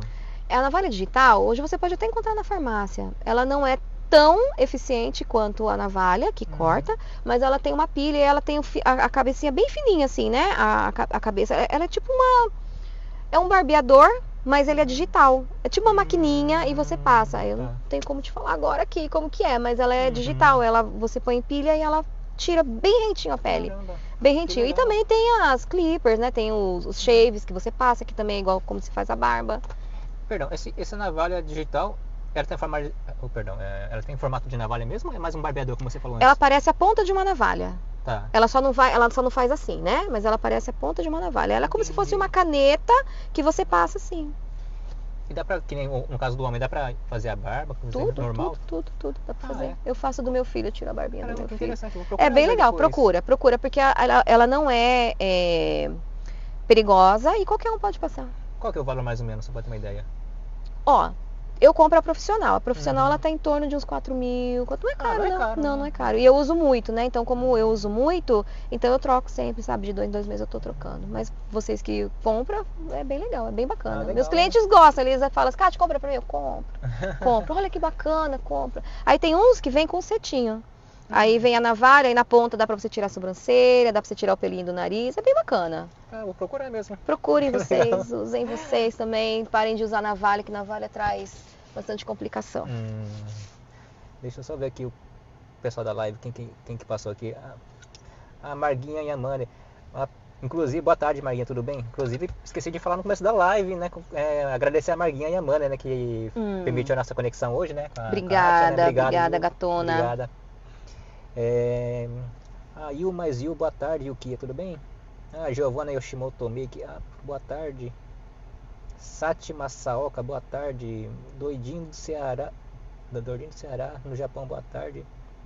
Nakamura Mef, boa tarde. Rai.marguinha. É Marguinha? É Marguinha? É outra. Sabe esse aqui? Não, essa não desconheço. É você, Marga? Boa tarde, eu não estou conseguindo entrar pelo meu Insta pessoal. Ah, tá, acho que é ela mesma. Não estou conseguindo entrar pelo Insta pessoal, mas estou por esse aqui profissional. Um forte abraço para vocês. Obrigado, Maria. Obrigado por ter feito a nossa conexão, viu? Nakata Podcast, boa tarde, Nakata, tudo bem? Patrícia Leico Intermodel, boa tarde, Patrícia, tudo bem? A Patrícia comentou, parabéns, amigo Marcelo, sucesso sempre. Obrigado, Patrícia, igualmente. Fábio Ribeiro Sertanejo, boa tarde. Opa, boa tarde. Ela falou, sou eu mesma. Obrigado, boa tarde. A Marga é os Instagram dela. Ela é os Instagram. Ela é muito boa nos vídeos dela, eu acho bem legal mesmo. Preciso de uma assessora, eu sou péssima. Eu falo, rede social. Não dá tempo, eu falo, posto as coisas e saio correndo, porque eu não consigo nem responder. E inclusive eu falo para meus clientes, gente, é mais fácil me ligar do que mandar recado. Porque é recado no Instagram, é recado no Messenger, é recado no SMS, é recado no WhatsApp, é recado no Telegram, é recado em tudo. Como que eu vou dar conta de responder tudo? Não dá conta. Aí fala, gente, me liga. Mais fácil você me ligar, porque aí eu atendo na hora, já marco na hora, do que eu esperar eu responder. Eu não consigo responder. Aí tem os clientes que brigam comigo, não vou ligar mais pra você, não vou mandar mais recado. Você não me ligou, você só mandou recado. É porque, inclusive, acho que eu estava conversando com a Marguinha semana passada, acho que aqui no Japão, a gente entre aspas, né, mas que eu acho assim, a gente tem o costume de mandar muita mensagem porque a gente acha que vai incomodar a pessoa quando vai estar ligando às vezes, né? Então, eu provavelmente mando mensagem primeiro, né? E só se for muito assim, eu ligo pra alguém, né? Então, eu vou falar assim, como que eu sou. Eu detesto atender telefone. Eu detesto. Mas não com os meus clientes, claro. Eu não ligo pra ninguém. Não ligo. Se você ver meu telefone, eu não ligo pra ninguém. Eu não gosto de falar no telefone. Mas eu também não tenho tempo pra responder. Imagina. Né? Então, se a pessoa vai marcar um horário comigo, oi, bom dia, tudo bem? Eu quero marcar horário. Pra quando você quer? Tá, eu quero pra segunda-feira, 3 horas, né? Eu já vou lá e marco. Porque fica mais fácil pra mim. Sim. Né? E a pessoa já conversa comigo. Quando chega no Yasumi, todo Yasumi eu posto, Marcelo. Clientes, não me mande recado, me liguem, porque eu não tenho como responder, porque vem trocentos recados, aí vem de tudo quanto é lugar. Como que eu vou responder? Não dá. Aí eu falo, pessoal, me liga, que eu atendo na hora, eu já marco, eu peço licença, gente, dá licença, eu vou ligar, vou atender ali, vou marcar, porque é mais fácil pra mim. Aí às vezes eu falo assim, eu tenho um dia que eu sento e eu pego todos os recados que eu vi, eu fico vendo ali todos os recados, vou até lá embaixo, que é na minha terça-feira, que é meu dia de folga. Aí eu respondo, só que já passou sexta-feira, já passou domingo, sábado, já passou domingo. Aí a pessoa, não, eu queria pra semana passada. Eu falei, então me liga.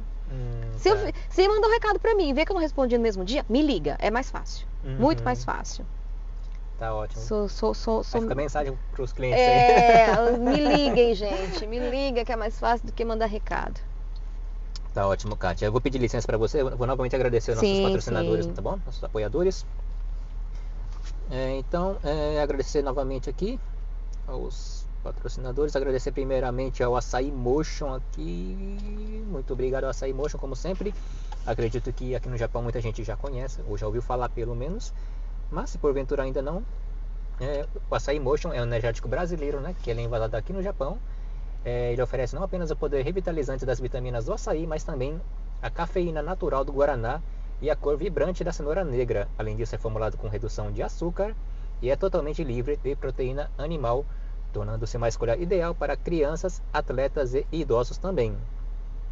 Algumas características do Açaí Motion seria aroma de tutti-frutti, não contém taurina, é livre de glúten. No caso, extrato de açaí seria rico em vitaminas do complexo B.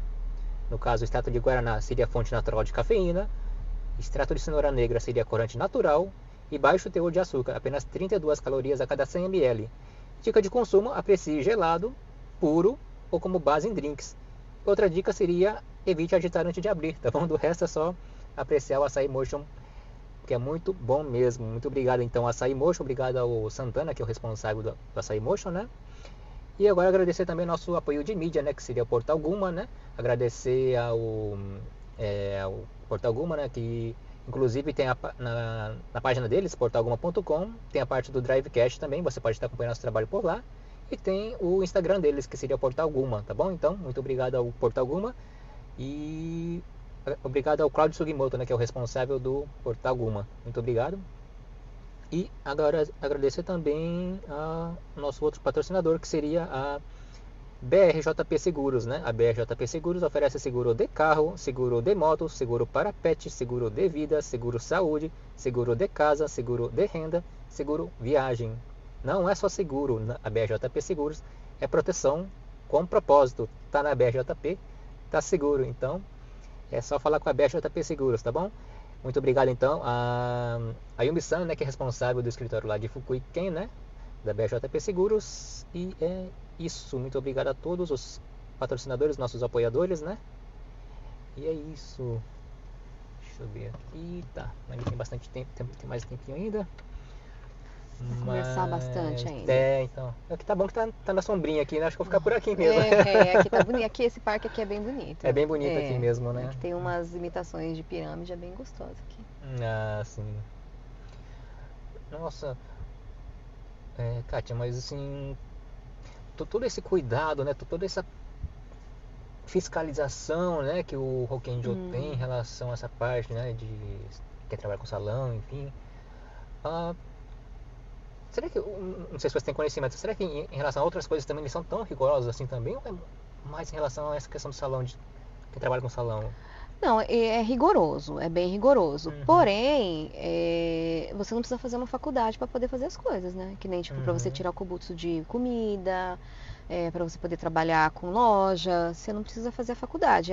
Assim, até onde eu sei, essa parte que é bem de estética é uma das mais, assim, kibishi que tem aqui no Japão, né? Pelo que você relatou até agora, eu achei bem rigoroso mesmo, o né? mais rigoroso que tem até então é a parte, porque como eu te falei, você não sai cabeleireira. Quando você faz o semongaku, você faz o semongaku de cosmetologia. Então isso aí abrange muitas outras coisas, não é só cabelo. Então eu acho que é rígido por causa disso, né? Porque se você quiser partir para outra coisa, a não ser o cabelo, você pode fazer. Se eu quiser fazer lá os pigmentos, fazer os negócios de agulha, ok. Porque eu já sei, eu já estudei. Então eu sou apta a trabalhar com isso, né? Entendi. A Marguinha, ela falou... A Cá tem muito a nos ensinar. Feliz em vê-la aí. Sucesso sempre, Marcelo. Obrigada, minha querida. Legal. Mas eu acredito que também muitas das regras também que tem hoje em dia, atualmente, vamos assim dizer, é devido a coisas que foram acontecendo ao longo do tempo também, né? Talvez teve alguns problemas, enfim. Sim. Sempre vão acrescentando algumas regras também ao longo do tempo, então, né? quando eu comecei a trabalhar aqui no Japão com cabelo, eram pouquíssimos salões, era pouquíssimo cabeleireiro. Tanto que onde eu trabalhava, não sei se você conheceu o antigo Takara de Toyohashi daqui? Nem é longe daqui, é só não tô lembrado não, mas... Era bem, não tinha, era lotado, era gente entrando e saindo, era de tanta gente que tinha poucos salões, né? E aí, de repente, do nada, começou a 1, 2, 3, 4, tem gente que, eu vejo grupo desses grupos de Facebook, que eu vejo pessoas lá do Brasil, mandando recado, falando assim, gente, como que é trabalhar como cabeleireira aí? E as pessoas respondem, não, pode vir, porque você ganha muito dinheiro, que não sei o quê. Mas elas não têm noção que isso é perigoso. Elas não têm noção que isso hoje em dia não é uma coisa legal de se fazer. E aí o pessoal, vem, pode vir. Aí, sabe, muita gente me marca, eu acho engraçado. Que eu falo, é engraçado porque as pessoas ficam me marcando, então eu fico ciente de tudo isso daí. Entendo. E assim, eu não posso fazer nada. A pessoa quer vir, vem, ué, o que eu posso fazer? Não posso fazer nada. Mas é engraçado. Começou assim muito, virou uma explosão, sabe, de gente. Barbearia, barbeiro, o que mais tem aí? Cada esquina tem um. Eu não posso fazer. Nada disso me afeta, entendeu? Nossa. Tá derretendo. Só um minutinho, pessoal. Perdão, deixa eu só pausar. Ok. Tivemos problemas técnicos, pessoal. Derreteu. Derreteu a parte que segura o celular aqui, mas tá, Joe. Perdão. Então, aí é isso que eu falei, né? Assim, antigamente não tinha tanto. Aí hoje em dia tem muito. Por quê? Porque eles têm essa ilusão de que é um dinheiro fácil, se ganha muito dinheiro e pode viver aqui tranquilamente. Assim, sabe, Marcelo? Você ganha bem, mas você gasta. Você tem gasto. Você tem muito. Eu tenho gasto, muito gasto. Eu pago imposto de tudo. Agora eu tô até assim triste porque veio um imposto de 28 mil para mim pagar somente por eu ser comerciante na área de Toyokawa. Você acredita? Chegou mais de tantos impostos que a gente já paga, ainda veio mais um imposto somente porque eu tenho comércio em Toyokawa. Mas até então não tinha esse Não, nunca imposto. Nunca paguei. Olha que eu tô em Toyokawa já tem 10 anos. Fez 10 anos agora que eu tô em Toyokawa. Nunca teve esse imposto. É a primeira vez que eu pago. Se tinha antes, ninguém me falou nada e é a primeira vez que eu pago. Então são tanta coisa que a gente paga e aí, assim, tem outras pessoas que trabalham, mas cada um, nunca, não me interfiro nisso. Pra mim, cada um faz aquilo que quer. Nunca isso me prejudicou. Graças a Deus, os meus clientes são fixos. Beijo aos meus clientes, agradeço todos eles a fidelidade. Você nunca vai me ver um dia sem trabalhar, sabe? Então isso daí é uma coisa que não me afeta. Então por que eu ficaria assim, sabe, chateada com isso? Pra mim é indiferente. Eu só fico triste porque muitas pessoas usam a ingenuidade da outra para enganar. Entendi. Falando que se pode trabalhar no Japão e não pode. Então isso daí é uma coisa que eu falo e assim, muita gente fala que eu sou uma pessoa que, pelo fato de eu ser legalizada, que eu denuncio as outras.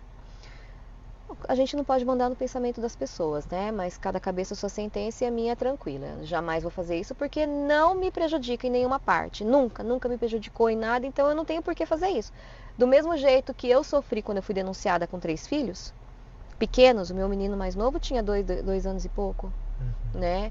E eu tive que estudar, por que eu faria essa maldade para os outros? Eu acho que isso aí é uma maldade. E aí eu sou do tipo de pessoa que acredita no que aqui se faz, aqui se paga. Mas meu nome corre à solta direto aí, as pessoas falando que eu denuncio. Tem gente que vem de longe, fala, nossa, já escutei falar que você denuncia. Eu falei assim, eu me denuncio por qual motivo? Só pelo fato de eu ter a legalização? Só pelo fato de eu ter estudado, de ter tirado o Menkyo? Não sei, não entendo o pensamento das pessoas, sabe? Que elas falam, eu não sei qual que é a relevância disso. Não sei no que pode assimilar uma coisa com a outra, o fato de eu ter a minha legalização e eu denunciar as pessoas. Eu não sei de onde surgiu isso daí. E eu já peguei muita gente falando isso de mim. Tanto que eu fui atrás e falei assim, você tem como provar que fui eu? Você tem como provar que eu faço isso? Porque se você tiver como provar, aí tudo bem. Mas se você não tiver como provar, eu processo você. Sabe? Só porque eu sou legalizada, gente. Do mesmo jeito que eu sou legalizada, você pode ser legalizado. Todo mundo pode ser legalizado, é só ir atrás. E hoje em dia tem muita gente colocando aí na internet, olha, vem trabalhar aqui, que você vai ser legalizado. A escola, o salão começa a fazer como é que eles colocam? Você vem trabalhar aqui e o salão vai custear os seus estudos. Isso é balela. É balela. Porque se você for no Rokenjo, eu torno a repetir. Quando você for começar qualquer coisa relacionada à parte de cabeleireiro, de barbeiro, de estética, primeiramente pega todas essas informações que você tem e vá no Rokenjo. Para você não ser enganada. Porque já teve gente que já veio chorando no meu salão, falando que perdeu tudo porque acreditou em pessoas, que fez ela fazer o curso, falando que dava diploma, que não sei o quê, e não dava. Inclusive teve uma até que passou há uns anos atrás, passou na televisão lá do Brasil. Que ela estava enganando os outros, falando, tipo assim, as pessoas pagavam 900, 1 milhão para a pessoa falar que ela podia ser legalizada. Tipo assim, o gigante acordou, vamos tirar esse sistema de Menkyo do Japão, vamos colocar o nosso nome aqui na história. E as pessoas enganavam as outras, falando que podia. Então a pessoa imagina tanto de dinheiro que a pessoa tem para poder dar ali, para a pessoa poder trabalhar legalizada, e era mentira. Então, a única coisa que eu falo para todo mundo, inclusive, vou deixar aqui mais uma vez falado, é que se eu souber, se vier falar para mim que a pessoa tá enganando a outra, eu falo mesmo, é mentira. Porque a minha consciência não vai me deixar tranquila se eu ver uma pessoa sendo enganada e eu não fizer nada sabendo das leis. né? Sim, Então sim. hoje eu vejo muita gente, você quer ser legalizado aqui no Japão? Fazendo stories, fazendo vídeo, dando milhões de visualizações, enganando as pessoas. Esses tempos atrás até passou lá na minha timeline, aí eu entrei em contato com a pessoa. Porque quando eu vou falar alguma coisa, eu vou falar com toda a propriedade. Eu não vou falar para a pessoa, eu achei, eu acho, não vou. Eu vou falar com toda a propriedade. Falando que você podia trabalhar, você tinha um inicial de não sei quantos mil, que você podia trabalhar no salão e você ia na escola. Aí eu liguei, falei, olha, eu fiquei sabendo dessa propaganda, eu quero saber sobre isso. Aí a pessoa falou assim pra mim, não é bem assim. Então foi diferente do que foi passado. Falei, então como que é? Como que funciona? Ele falou assim, não, é assim, você tem que saber Nihongo, você tem que ter 80% de Nihongo. E aí uma empresa, que é um salão de cabeleireiro que tem bastante filiais, vai te contratar e você vai estar trabalhando pra gente e você vai estar estudando simultaneamente. Tá. Aí eu perguntei assim pra ele, mas você sabe que uma pessoa que não tem o Menkyo, ela não pode pegar em outra pessoa? Ela não pode mexer nem sequer no cabelo? Aí a pessoa falou assim, não, isso eu não sei. Eu falei assim, pois é, ela não pode. Se o Rokendio chegar nesse local e a pessoa estiver trabalhando ali, como vocês falaram que paga Shakai Roken, paga tudo, e a pessoa estiver trabalhando ali, você sabia que a pessoa leva multa? Aí ele, não sabia. Eu falei assim, pois é. Então, o que você está passando é mentira. A pessoa não pode. E quando a pessoa começar a estudar, quando a pessoa começar a entender o que ela está fazendo ali, ela vai saber que é errado. E mesmo que se ela estiver fazendo errado e ela volta a te dizer que se ela passar no Menkyo, no Rokendio, na faculdade, no Semongaku, e ela tiver alguma passagem pela polícia, alguma coisa relacionada a isso, ela não pega o Menkyo. Tem essa questão do, como é que fala, histórico de Tem, assim. exatamente. Então ele já sabe. É a mesma coisa você vai tirar uma carta. Antigamente, a gente dirigia. Eu falo assim, eu não sou hipócrita de falar que eu não fiz coisa errada aqui no Japão. Eu dirigi 6 anos sem carta. Dirigi sem carta aqui, depois eu tirei minha carta. Quando eu fui tirar minha carta, o rapaz falou assim, você foi pega. Eu falei, fui. Ele sabia de tudo. Falei, gomei, né? Mas já passou, já fiz. Mas ele sabe do que eu fiz. E você acha que... onde, perdão? O rapaz sabe que você fez coisa errada, que você falou que ele viu, né? No histórico, alguma coisa. No Rokendio no Rokendio? no Rokendio. Entendi. No Rokendio. Tá. Eles sabem de tudo. A gente não consegue enganar ninguém aqui no Japão. Eles sabem tudo. Ele falou, não, você fez isso. Eu falei, fiz, né? Fiz, mas já águas passadas. Aí, águas passadas, porém, tá ali. Tá marcadinho ali que você fez isso, né? E então é um conselho que eu dou para as pessoas que querem começar nessa área, né? E procure primeiro o Rokendio da cidade, porque todos os Rokendios, eles são interligados. Então um vai saber de um, outro vai saber de outro vai saber de outro. Não tem outra lei. Eles vão te entregar um livro, que foi o que eles entregaram para mim, com todas as leis do Japão. Para vocês entenderem o que vocês estão fazendo. Tá. Então isso eu acho uma coisa básica. E é uma coisa que eu sempre falava. Sempre quando eu tinha oportunidade, eu colocava na internet sobre essas coisas. Mas aí começou a surgir esse assunto que estava denunciando as pessoas. Porque eu tentava alertar as pessoas sobre isso. Entendo. E aí, sabe quando a coisa vira pra você? Fala assim, ela fala isso porque ela tá denunciando. Ela fala isso porque tá denunciando. Um tempo atrás, um rapaz falou numa live dele lá, nem sei, nos stories, que foi eu que denunciei. Aí eu mandei recado para ele, falei, você sabe se fui eu mesmo? Mas aí a pessoa nem deu atenção, aí eu falei, tá bom, então não fale mais, tá? Porque aí você vai ter que provar. Aí você vai no Tribunal de Pequenas Causas e eles falam, se você tiver prova de que a pessoa falou isso, você entra com processo. Entendi. E eu falei, bom, se a pessoa falar e eu tiver como provar, então eu entro com processo. Então eu acho que a pessoa, antes de falar alguma coisa, ela tem que prestar bem atenção nas coisas que ela faz. Porque eu sei do meu direito e eu sei da minha consciência. Agora, se a pessoa sabe sobre isso, eu não sei. Tá. Vou voltar um pouquinho assim na nossa conversa, mas em relação ao Semongaku, né? Ao curso. Você poderia estar falando assim mais aprofundado assim, o que se...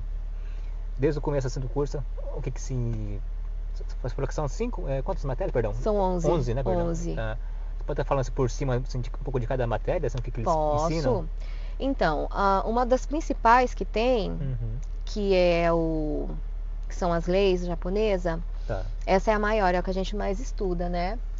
Eles falam sobre todas essas regras. Se você mudar de endereço, você tem que avisar o Hokenjo. Nossa, tanta coisa. Sobre essas multas. Eles batem muito nessa tecla. Todas as provas que tem, porque aqui no Japão é assim, é de 6 em 6 meses, né? As provas que tem. Se você não passar, que nem no caso eu que não passei na primeira, eu tive que fazer depois de 6 meses. Então, todas as provas, como que fala o número das provas? Todas eu passei na 40, aí na 41 tinha a mesma pergunta, de uma maneira diferente, porque eles fazem pegadinha. Mas todas as provas caem essa daí. Tá. Você leva uma multa de 300 mil se você não tiver licença, você tem que pagar isso, você tem que fazer assim. Então, a parte que mais eles batem na tecla é as leis japonesas. Tá. Né? Então vai em tudo, cerca de tudo. Aí eles estudam, a gente estuda aposentadoria, olha só. Aposentadoria, arte. Arte. Nossa, é muito engraçado porque eu falo assim, às vezes me dava tédio, porque eu ficava pensando, nossa, tem tanta roupa pra lavar, tanta coisa pra fazer, meus filhos pra cuidar e eu tenho que ficar aqui aprendendo uma coisa que eu nunca vou usar na vida, sabe? História dos Beatles. É muita coisa, porque cai na prova. Cai a aula de moda. Também, sabe? Em 1930, qual que era a moda que eles usavam, em que era, aqui no Japão, olha, em que era que foi lançado o coque samurai, digamos, essa um exemplo. Um exemplo, né? Todas as partes que tem aqui no Japão, ele tem muito as coisinhas deles mesmo, né? Tipo de fazer o kimono, colocar o kimono, de fazer o penteado de kimono. Então cai nome dos penteados na prova. A gente estuda sobre cílios, sobre sobrancelha, sobre pele. Tudo, por isso que eu falo, a cosmetologia, você vai estudar sobre tudo, não é sobre cabelo. Tá. É sobre a cosmetologia. Então isso vai de várias coisas. Aí você estuda química. Sim. Química. Você estuda física, anatomia, porque a gente vai estudar ossos, esqueleto, tudo a gente estuda. Formato do olho, formato do dedo, formato do cabelo, formato do pé. A gente estuda tudo isso daí. É uma loucura. Que mais que a gente estuda? Eu falei química, né? A gente estuda bastante, porque no salão, para ser um cabeleireiro, você tem que trabalhar a colorimetria. Colorimetria é uma química, né? Você tem que aprender o que é peróxido de hidrogênio, você tem que saber a montar as cores, você tem que aprender a trabalhar em cima do cabelo, a cutícula, tem a córtex, tem a medula, é igual a pele, tem a derme, tem a epiderme. São muitas coisas que você tem que aprender, então você tem que estudar muito. E tudo isso cai na prova. Tá. Tudo isso, eles fazem uma mescla ali de umas coisas que vai cair na prova, então você tem que saber. Você tem que estudar. Fala sobre o tímpano, sobre a orelha, sobre... É tanta coisa que a gente fica perdida. Mas eu passei. E se eu passei, vocês também passam. É isso que é o importante. O que mais que a gente fala? Área da saúde, doenças. Quando eu falei, a gente estudou sobre doenças contagiosas. Seikatsu. Seikatsu, Hoken. Que tem umas palavras em japonês que eu não lembro como que fala em português. Eu esqueci. Está voltando um pouquinho, mas que é questão do Seikatsu, né? Mas o que seria? Porque... O Seikatsu é assim, quando você vai trabalhar, que nem eu no caso sou cabeleireira. Tá. A gente não fica perfeito de saúde a vida inteira, né? Então, vai que eu tenho uma tuberculose. Eu jamais vou poder trabalhar com uma tuberculose. Eu tenho que notificar o Hokenjo, e o Hokenjo ele tem que me dar um tempo para cura. Para ver se eu não passo doença para as pessoas, nessa questão de Seikatsu. E o Seikatsu também envolve bastante outras coisas assim relacionadas ao cliente. O que você tem que fazer com o cliente, como que você deve fazer, que nem assim, eu falei pra você, que a única coisa que dá processo aqui no Japão é se você machucar a pessoa. Se eu cortar o seu cabelo errado, não adianta a pessoa falar assim, eu vou lá na polícia, eu vou lá dar queixa, não adianta.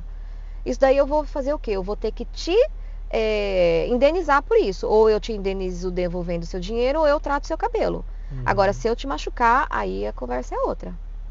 Então, nessa parte de seikatsu, que é o mais importante, assim, né? Relacionado à pessoa. Entendi. Menino, a gente estuda tanto que a gente vê assim. E assim, o interessante é que a gente tem 2 períodos, né? Que eu fazia o Semongaku presencial. Então era das 9h30 às 5h45. Então, metade do período a gente estudava teoria e metade do período a gente fazia prática, porque não é só a prática, só teórica, tem a prática. Para você poder passar na prova, você tem que fazer a prática também. E a prática tem que ser perfeito. O corte de cabelo tem que ter 10 centímetros aqui, 11 centímetros aqui. Sabe, a peruca que a gente faz o modelo que a gente faz de permanente tem que estar centralizado, tem que estar aqui, não pode estar torto. É muito kibishi. É muito kibishi mesmo. Então a gente treina muito, muito, muito, muito para você poder fazer. E tem tempo para fazer. Tem tempo. Tem tempo. Você tem que fazer um corte em menos de 20 minutos, contando com tudo. Começando o corte, você tem que fazer um corte em menos de 20 minutos e perfeito. Tem que estar com a medida que eles querem. Entendo. O permanente também, a mesma coisa. 20 minutos você tem que enrolar a cabeça da pessoa todinha em 20 minutos. E tem mais uma outra prática que chama Oruevo, que são modelos assim de penteado, que você usa tipo um gel para você poder fazer o penteado. Esse daí é o que dá mais tempo, que é 25 minutos. Mas são vários caracóis, são várias ondas, são tantas coisas que você tem que treinar aquilo ali todo santo dia. Cerca de 4, 5 horas de treinamento. Então, por semana, melhor dizendo, na semana você seria de segunda a sexta? Não, eu fazia de terça a sexta. A terça a sexta? Terça a sexta, e tinha sábados também, mas sábados eu não fazia, então eu repunha a aula de manhã, por causa do trabalho, né? Então eu não ficava no sábado. Entendi. Realmente É uma escola mesmo, que você vai todo dia praticamente, com aquele horário, né? Sim. E fora que você tem que fazer o Oppo Campus, né? Que eles falam que você tem que ir no sábado, você tem que receber outras pessoas que querem entrar. Eu não passei por isso, não passei por essa eliminatória, porque como eu não vim de outra escola, eu já fui particular, então eu não passei por isso. Mas as pessoas que vão, tipo quem acaba de sair do coco, elas passam por isso, né? Para elas já entenderem o que elas vão estudar, mais ou menos isso. Só que eles nunca falam a verdade, viu? Nunca falam a verdade, não. Eles nunca falam o que realmente vai acontecer, porque você acaba descobrindo tanta coisa depois disso. Eu achei que quando eu fosse fazer, eu falei assim, meu Deus, o que eu vou fazer agora? Vou aprender tudo que eu já sei? Ainda mais técnica japonesa, que eu acho horrível, mas a gente não aprende nada, nada, nada. A gente não mexe no cabelo de ninguém. A gente trabalha em cima dessas 3 cabeças. Um corte, um permanente e um modelo de penteado. Só, mais nada. Entendi. É muito mais, então, questão de outras coisas, então, tipo, como você falou, de leis, de seikatsu, de lei, saúde, tudo isso daí. Arte, a gente tem que entender a história, né? Porque como a gente não sabe qual caminho que a gente vai seguir, eu já fui determinada a minha profissão, que é cabelo. Entendo. Mas teve gente que saiu para fazer outras coisas, como foram modelistas, outras pessoas que trabalharam só com unha, outras que trabalharam só com cílios, outra que foi parte do estética. Então tem muito. E isso daí não envolve a barbearia, tá? É a parte ainda. O semongaku não envolve barbearia. Para você trabalhar com navalha aqui no Japão, você tem que fazer um outro semongaku de baba, que eles falam, né? De barbeiro. Você pode cortar cabelo masculino com esse curso de bioshi, mas você não pode fazer barba. Você não pode usar navalha de jeito nenhum. Para você ver como é kibishi, além de você ter que fazer o semongaku, você ainda tem que fazer um outro para poder ser barbeiro. Para você poder usar, que eu falo, aqueles pirulito lá. Pirulito? É o pirulito, aquela... Você fala o que fica do lado de fora, né? Isso. Aquela coisa que giratória lá, que eu nunca sei o nome daquilo ali. Até hoje também não sei, né? Então eu chamo aquilo lá de pirulito ali. Não parece aqueles pirulito do Brasil naquela época? Então eu chamo de pirulito. Para você poder trabalhar com cabelo de homem aqui, barba, você tem que fazer um outro curso ainda. Entendi. Só para o pessoal, se porventura alguém do Brasil assistir depois também, esse nosso pirulito aqui no Japão, geralmente na frente das barbearias, né? Vamos falar assim, né? Isso, tem aquele... Tem um negócio meio... Um cone que fica girando assim. Mas acho que no Brasil também tem, porque isso é mundial, tem. É mundial. É? Tá. Pra mim, pirulito. Bom, eu não estudei barbearia aqui, né? Eu sou formada em barbearia no Brasil. Como eu falei, eu sou educadora, né? Então eu tenho muitos cursos e é um pouco diferente daqui, né? Do Japão. É um pouco diferente o sistema. Kátia, eu vou aos poucos voltando ao nosso ponto lá inicial, mas aí se você puder estar falando sobre como que é no Brasil, essa parte do que você está falando agora, né? Dos cursos que você tem que fazer lá também, né? Então, no Brasil, o curso do Brasil, então, não é tão kibishi quanto aqui, né? Você vai estudar, não é tanto tempo, porque no Brasil é curso, não é cosmetologia, então você já segue uma linha. Ali, se você falar, Marcelo, fala, Kátia, eu quero ser barbeiro, então a gente vai trabalhar só em cima da barbearia. Né? Então, a diferença é essa, você não trabalha em cima de tudo, né? De um contexto todo, você trabalha só em cima daquilo que você quer. E que eu acho muito errado. Eu, como educadora, eu acho muito errado, porque na minha época eu aprendi tudo. Hoje em dia você aprende por módulo. Hoje você, eu quero... Tem cabeleireira que não sabe cortar cabelo. Eu falo, gente, como assim não sabe cortar cabelo? Uma cabeleireira tem que estar pelo menos completa com isso, né? Aprende a colorimetria e aprende o corte. Quer dizer, a pessoa faz a colorimetria num salão e vai cortar em outro. Complicado, né? Então, no meu curso, né, eu baseio que a pessoa vai fazer tudo. Não, nada contra quem fez só a colorimetria ou quem faz só especializado em alisamento, mas pra mim ela tem que ser completa, né? Sim. Eu também sou um pouco kibishi nessa área, sabe? Eu acho que a gente tem que ensinar e tem que ensinar bem. Tem que ensinar porque é o seu nome que tá lá, né? Se eu não ensinar uma coisa pra você corretamente, como é que eu vou dormir à noite e ver uma pessoa sendo atendida? Nossa, aquela pessoa foi aluna da Kátia, não sabe nem fazer um Chanel. E é muito difícil fazer um Chanel. É difícil, né? É difícil, tanto que as provas no Brasil, você tem como a modelo um Chanel. Pra você poder passar na prova, pelo menos era antes, né? Agora você pode fazer muita coisa, mas antigamente, na minha época, você tinha que fazer um Chanel perfeito. Porque hoje em dia, acredito que esteja mais fácil em algumas coisas em relação ao trabalho de cabeleireira, assim, por questão de acessórios mais tecnológicos também. Eu acho que ficou fácil porque as pessoas deixaram de exigir. Tem pessoas que aceitam qualquer coisa. Quando a pessoa deixa de exigir, ela fica mais fácil pro profissional. O profissional, ele não vai se especializar em muitas coisas. Tem gente que fala, tá bom assim, beleza. Então as pessoas estão menos exigentes nesse sentido, então... Algumas sim. É mais geralmente, bom, não sei, eu tô falando assim, né, mas é mais assim, o corte tá na moda, aí tu não faz igual naquele período. Então, é aquela coisa, Marcelo. Hoje em dia, o cabeleireiro, ele não pode parar. Não para, né? Tem que sempre fazendo seminário, tá sempre procurando workshop. Tanto que o último que eu fiz foi em Tóquio, que eu fiz o curso pela Tonigai de colorista, não é colorimetria, colorista e de corte, né? Que eu fiz com um rapaz muito bom, maravilhoso, que eu fiz pela academia da Europa, lá de Portugal, que a gente tem que ter uma academia para poder fazer, você não pode ir lá sozinha fazer, você tem que ter academia que vai montar um grupo e vai te levar para fazer o curso da Tonigai. E eu aprendi muita coisa bem, que a gente fala assim, era tão simples, e por que eu não fiz? Era tão simples. Por quê? Porque são chaves que a gente vira. A gente tá habituado, eu tenho um conhecimento de 30, 40 anos atrás. 35 também, não sou tão velha assim, vai. E esse conhecimento, ele nunca sai de mim. Só que eu tenho que ficar fazendo elaborações. Eu tenho que elaborar coisas acima, fazendo mais coisas. Eu tenho que trabalhar em cima daquilo que eu já sei. Né? Então são as especializações. E como muda muito, sabe? Hoje em dia o povo está preferindo coloração mais fria, tem gente que está preferindo uma coloração mais quente, tá chegando o inverno é mais quente, tá chegando o verão é mais frio.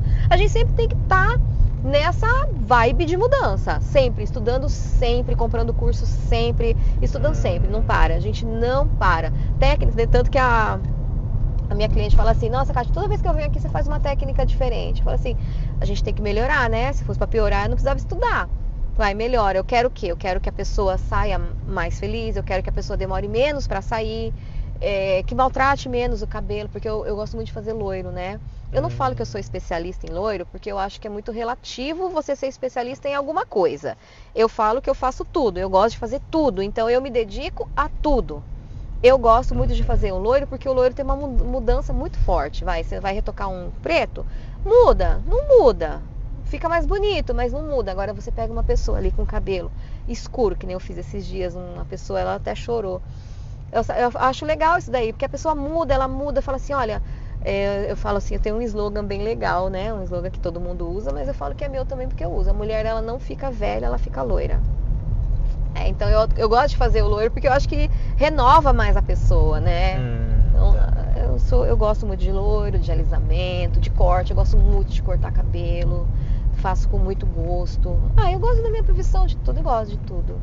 Gosto de cortar cabelo de homem, de criança, tenho uma aptidão muito boa pra criança, adoro cortar cabelo de criança, coisa que muita gente não tem, né? Não tem muita paciência, e eu tenho muito carinho e eu acabo me apegando, sabe, às crianças. Aí eu chego, você não vai me dar um abraço, não vai me dar um beijo. Então eu gosto muito de trabalhar com tudo. Eu não tenho o que eu posso falar que eu não gosto de fazer. Eu gosto de fazer tudo relacionado a cabelo, tudo. Legal, eu sou muito realizada. Que é uma bom, profissão que eu falo, né?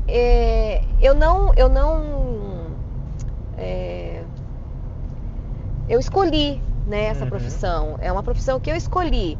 Não foi uma coisa que, sobrou isso, eu vou fazer. Não, é uma coisa que eu escolhi e é uma coisa que eu faço com muito amor mesmo. É muita dedicação. Sim. A gente estava falando no começo do nosso bate-papo, né? Bem no comecinho mesmo, falando de músicas, né? Mais antigas. E em relação ao corte de cabelo, tem alguma coisa assim que você sempre volta também alguma coisa, uma tendência assim? Atualmente como é que tá? Então, tendência muda muito. As mulheres, elas têm menos tendência do que os homens, você acredita? Porque os homens, assim, como hoje em dia tá muito visível, tá muito na mídia essa parte da barbearia, vira e mexe acontece essas coisas. Porque eu quero um low fade, eu quero um high fade, eu quero um corte wolf, eu quero um corte isso, Então isso daí vem muito do quê? De personagens, de bandas, de muitas coisas assim relacionadas. Eu vi um artista ali, eu vi uma banda ali, então eles querem fazer igual. Entendo. Então isso também vem com a música. É legal. Que nem meu filho mais novo, né? Eu tenho 3 filhos lindos. E o meu filho mais novo, ele quer deixar o cabelo crescer, então ele já tá com o cabelo bem compridinho, né? E eu, assim, eu sou apaixonada por cabelo comprido. E eu falo, vamos cuidar desse cabelo, vamos deixar. E eu chamei ele de grunge. Eu falei, você vem cá, meu grungezinho. Aí ele, o que é isso, mãe? Eu falei assim, na época dos anos 80, filho, pra época dos anos 90, existia essa fase dos grunge, lembra? Que era aí como começou o Nirvana, o Nirvana é um pouquinho mais pra frente, mas na minha época já era o Metallica, essas coisas de heavy metal. Então eu gosto disso, sabe? E eu acho legal. E também ficou muito na moda, Marcelo, a parte dos vikings, você viu?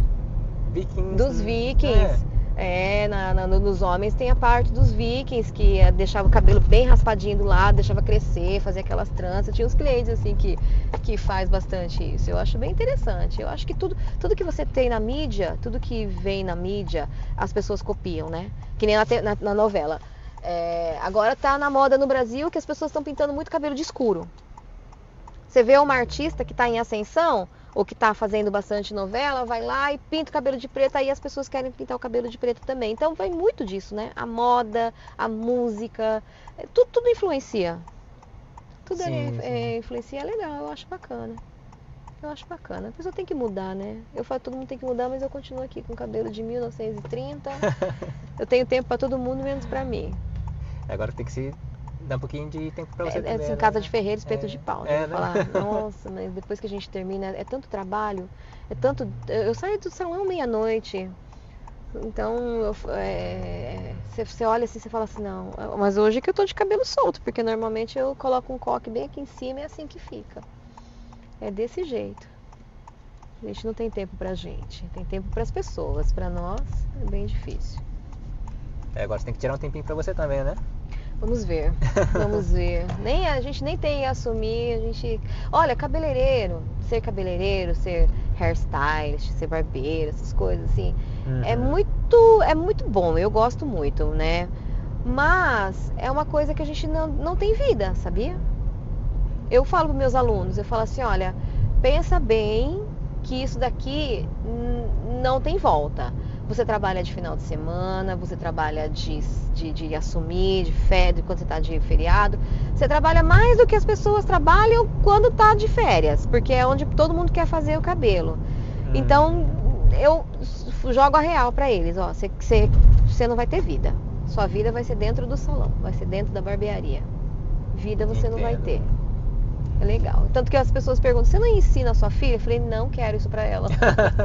Não quero isso pra ela. Pra ela eu quero que ela faça outras coisas, que ela gosta muito de inglês, gosta muito de línguas, então que ela estude aquilo lá. Desenho, agora cabelo, melhor não. Melhor não. E no meio de toda essa correria, de tudo, né? Essa paixão pelo que você faz, mas você tem algum hobby assim, uma coisa que você fala, não, isso aqui eu vou tirar hobby? pra... Olha, eu gosto de cuidar da minha casa e gosto de cozinhar. Cozinhar. Cozinhar é legal. Assim, eu me sinto... Quando eu tô meio estressada, que é praticamente todo dia, a nossa vida é muito estressante, né? A gente tem tanta coisa, eu falo, meu dia pra poder render tinha que ter 48 horas. De tanta coisa que eu faço, né? Então eu falo que eu desconto muito assim na cozinha. Porque eu gosto de cozinhar para meus filhos, então eu faço bastante coisa para eles, eu gosto de estar mimando, né? Eu mimo muito meus filhos, mimo mesmo. Entendi. Mas cozinhar, quer dizer, meu hobby é esse. Mas comer é bom, né? Então, aí já vem aquela coisa, né? Eu cozinho, mas eu não como. Você não come? Não como. Eu cozinho, mas eu não sou de comer. Entendi. Aí eu vou falar, nossa, Cátia, você faz tanta coisa gostosa e você não come. Eu falei, pois é. É difícil, a gente fica meio enjoada da nossa comida. Você não sai pra comer fora, assim? Saio. Saio, mas eu sou chata. Meu marido fala, nossa, você é mais chata do que não sei o quê. Porque pra levar você pra comer é difícil, é complicado. Eu falei, tá bom, é complicado, mas eu, assim, se eu não tiver que comer, eu vou lá digamos lá no Bicuri, né? É Bicuri? Ou no Gasto? Bicuri, não dá. Eu não sei, é um desses dois aí, né? Tá te pegando só. Acho que tá pegando só em você? Tá pegando. Esse daqui. Eu sou alérgica a som. Ele estica pra cá. Ai, que bom. Perdão, deixa eu só nunca usei isso aqui. Acho que é assim. Ah, que maravilha. Eita, tecnologia boa. Não sei esticar. Aí, que... Não, tá bom assim, tá bom, não tá pegando meu olho. Aí eu vou lá, eu como um brócolis. Brócolis? Um brócolis e tomo uma cerveja, porque eu sou apaixonada por cerveja, então eu tomo cerveja. Então eu não sou assim, eu não vou assim, que nem eu falo pra eles, nossa, vocês têm uma vontade de comer, vocês têm uma vontade de restaurante, eu falei, eu já não tenho. Eu já, pra mim, não é uma coisa, um passeio. Pra eles é um passeio, meu filho, meu marido é um passeio. Pra mim já não é. Ai, mas você não gosta de comer? Eu falo, gosto, mas não é uma coisa assim que fala, nossa, vou lá comer. Eu nem como carne, nem sou de churrasco, nem nada dessas coisas, então pra mim é indiferente, sabe? Entendo. É diferente, mas o meu hobby... A gente não tem tempo pra ter hobby, Marcelo. A gente não tem tempo. Acho que meu hobby é ser mãe, deve ser. Entendi. Meu hobby é ser mãe, cuidar do meu filhote, do meu cachorro que já tem 18 anos. Então, acho que é isso, cuidar da minha família, meu hobby. Mais nada. Trabalhar e cuidar... É porque assim, ó.